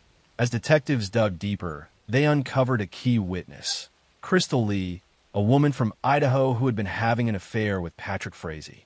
Crystal came forward with shocking information. She told police that Patrick had asked her multiple times to take Kelsey's life, offering different plans and methods. She claimed she had refused each time, but Patrick had eventually carried out the plan himself. According to Crystal's testimony, Patrick had called her on Thanksgiving Day, 2019, and told her he had taken Kelsey's life at Kelsey's townhouse. He asked Crystal to drive from Idaho to Colorado to help him clean up the crime scene. Crystal admitted she had done so, spending hours helping Patrick clean the townhouse to eliminate evidence. She also admitted taking Kelsey's phone to Idaho and sending text messages from it to make it appear Kelsey was still alive. Patrick Frazee was arrested in December 2019 and charged with first-degree ending of Kelsey Barrett's life. Prosecutors believe Patrick had attacked and beaten Kelsey to death with a baseball bat in her townhouse while their daughter was in another room. He then enlisted Crystal's help to cover up the crime, dispose of Kelsey's body, and create the false narrative that Kelsey had run away. The prosecution's case relied heavily on Crystal Lee's testimony, which made some people skeptical since she had participated in the cover-up. However, forensic evidence supported her account. Investigators found traces of Kelsey's blood in her townhouse despite Patrick's extensive cleaning efforts. They also found evidence that Patrick had burned something on his property shortly after Kelsey disappeared, and testing revealed human remains in the burn pile. Patrick's trial began in November 2019. The prosecution painted a picture of a man who wanted to be free of his relationship with Kelsey and the responsibilities of co-parenting. They argued that Patrick saw Kelsey as an obstacle and decided to eliminate her rather than go through a custody battle. They presented Crystal's testimony along with the forensic evidence and phone records showing Patrick's movements on the day Kelsey disappeared. Crystal Lee testified in detail about Patrick's request for her to harm Kelsey and about what happened after he killed Kelsey himself. She described going to Kelsey's townhouse and finding evidence of violence everywhere. She admitted helping clean blood from the walls and floor and taking garbage bags full of evidence. She said Patrick had told her he planned to burn Kelsey's body. The defense tried to discredit Crystal's testimony, arguing that she was actually the one who had killed Kelsey and was blaming Patrick to avoid responsibility. They portrayed Crystal as jealous and obsessed with Patrick, suggesting she had eliminated her romantic rival. However, the physical evidence and Patrick's own suspicious behavior undermined this theory. Prosecutors presented testimony about Patrick's controlling and abusive behavior toward Kelsey. Friends testified that Kelsey had been planning to end the relationship and was concerned about Patrick's temper. Text messages showed tension between the couple over custody arrangements and Patrick's resistance to Kelsey's involvement in decisions about their daughter. The most damning evidence was the forensic analysis of Kelsey's townhouse. Despite the extensive cleaning, luminol testing revealed massive amounts of blood throughout the bathroom. The blood spatter patterns indicated a violent beating had occurred. DNA testing confirmed it was Kelsey's blood. The amount of blood found made it clear that whoever had been injured in that bathroom could not have survived. In November 2019, after just a few hours of deliberation, the jury found Patrick Frazee guilty of first-degree ending of Kelsey Barrett's life. They also convicted him on additional charges, including tampering with a deceased body and solicitation to commit murder for his attempts to get Crystal to kill Kelsey. Patrick was sentenced to life in prison without the possibility of parole, plus additional years for the other charges. Kelsey Barrett's body was never fully recovered. The remains found in the burn pile on Patrick's property were too damaged to make a complete identification. Though DNA testing confirmed they were human, remains consistent with Kelsey. Patrick has never revealed where he disposed of Kelsey's body, leaving her family without the closure of being able to properly lay her to rest. Crystal Lee pleaded guilty to tampering with evidence for her role in cleaning up the crime scene and was sentenced to 3 years in prison.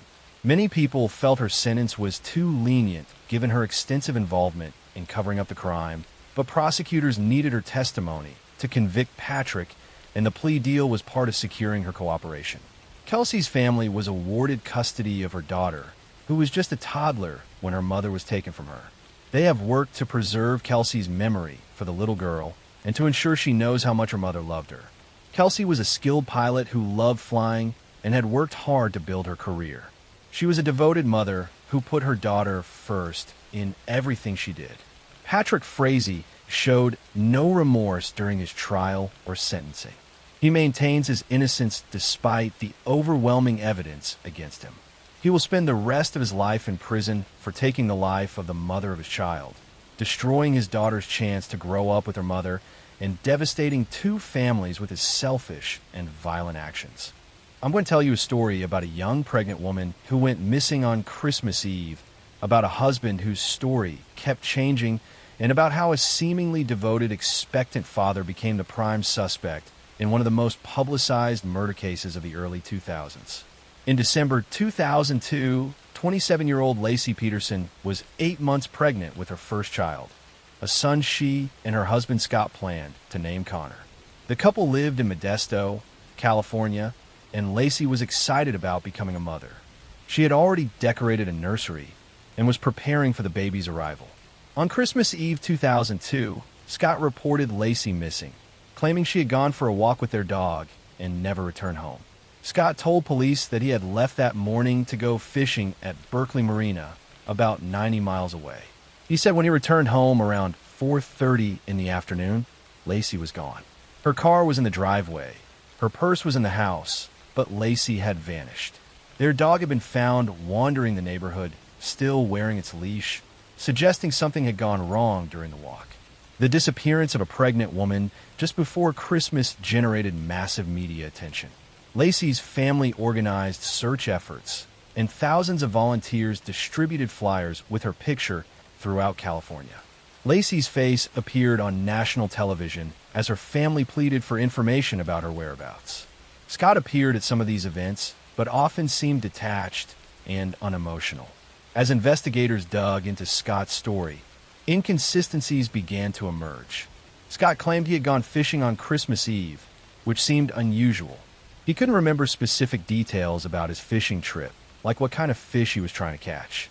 Security cameras at the marina showed Scott's truck there, but the images were unclear about exactly what he was doing. Detectives discovered that Scott had been having an affair with a massage therapist named Amber Fry. Scott had told Amber he was single and had even told her in early December that this would be his first Christmas without his wife, implying she had died. This conversation occurred 2 weeks before Lacey actually disappeared. Amber had no idea Scott was married with a pregnant wife until she saw news coverage of Lacey's disappearance. When Amber realized who Scott was, she contacted police and agreed to cooperate with their investigation. She began recording her phone conversations with Scott. In these calls, Scott continued lying to Amber, claiming he was traveling in Europe when he was actually in Modesto participating in searches for his missing wife. His elaborate deceptions demonstrated a pattern of dishonesty and manipulation. On April 13, 2003, nearly 4 months after Lacey disappeared, a couple walking their dog along the shore of San Francisco Bay discovered the body of a baby boy. The next day, a badly decomposed body of a woman washed up about a mile away. DNA testing confirmed the devastating news that Lacey and Connor had been found. Their bodies had been in the water for months. The location was critical to the case. The bodies washed ashore near Berkeley Marina, the exact spot where Scott claimed he had been fishing on the day Lacey disappeared. The coincidence was too significant to ignore. Prosecutors believe Scott had killed Lacey at their home, loaded her body into his boat, and dumped her in San Francisco Bay, then created the fishing alibi to explain why he had been at the marina. Scott was arrested on April 18, 2003, in San Diego near the Mexican border. When police stopped him, his appearance had changed dramatically. He had bleached his hair blonde and grown a goatee. His car was packed with camping gear, survival equipment, multiple cell phones, and $15,000 in cash. He also had his brother's identification. It appeared he was preparing to flee, possibly to Mexico. Scott's trial began in June 2004 and became one of the most watched trials in American history. The prosecution argued that Scott had murdered Lacey because he wanted to be free of his marriage and the responsibilities of fatherhood. He wanted to continue his affair with Amber without the complications of a wife and child, rather than get a divorce. He chose to eliminate Lacey and make it appear she had been abducted. The prosecution presented circumstantial evidence, including Scott's affair, his lies, his suspicious behavior, and the fact that the bodies washed up exactly where he claimed to have been fishing. They argued that Scott had made homemade concrete anchors in his workshop to weigh down Lacey's body. Witnesses testified about Scott's strange lack of emotion and his focus on himself rather than on finding Lacey. The defense argued that someone else had abducted Lacey while Scott was actually fishing. They pointed to reported sightings of Lacey in the neighborhood after Scott said he left for his trip. They couldn't explain the location where the bodies were found or Scott's numerous lies, but they tried to create reasonable doubt by suggesting unknown assailants were responsible. Amber Frey's testimony was particularly damaging. She described how Scott had pursued her while his wife was pregnant, how he had lied about his marital status, and how he had told her his wife was gone before she actually disappeared. The recorded phone calls showed Scott's capacity for deception and his lack of genuine concern for his missing pregnant wife. In November 2004, the jury found Scott Peterson guilty of first-degree murder of Lacey and second-degree murder of Connor. The different degrees reflected the jury's belief that killing Lacey was premeditated while Connor's death was a consequence of killing his mother. In March 2005, Scott was sentenced to death and sent to San Quentin State Prison. Scott Peterson spent years on death row filing appeals. In 2020, his death sentence was overturned due to jury selection issues, though his conviction remained intact. He was resentenced to life in prison without parole. He continues to maintain his innocence and has filed numerous appeals trying to overturn his conviction, all of which have failed. Lacey's family has had to live with the devastating loss of both Lacey and her unborn son Connor. Lacey's mother, Sharon Rocha, has become an advocate for victims' rights and has spoken publicly about the pain of losing her daughter and grandson to violence. The family strongly believes Scott is guilty and has opposed his attempts to overturn the conviction. Lacey Peterson was excited about becoming a mother and was looking forward to holding her baby boy. She trusted her husband completely and had no idea he was living a secret life with another woman. She and Connor deserved to live, to be a family, to have all the experiences that were stolen from them. Instead, they became victims of someone who valued his own freedom more than their lives. And their case remains one of the most tragic examples of domestic violence and betrayal in recent American history.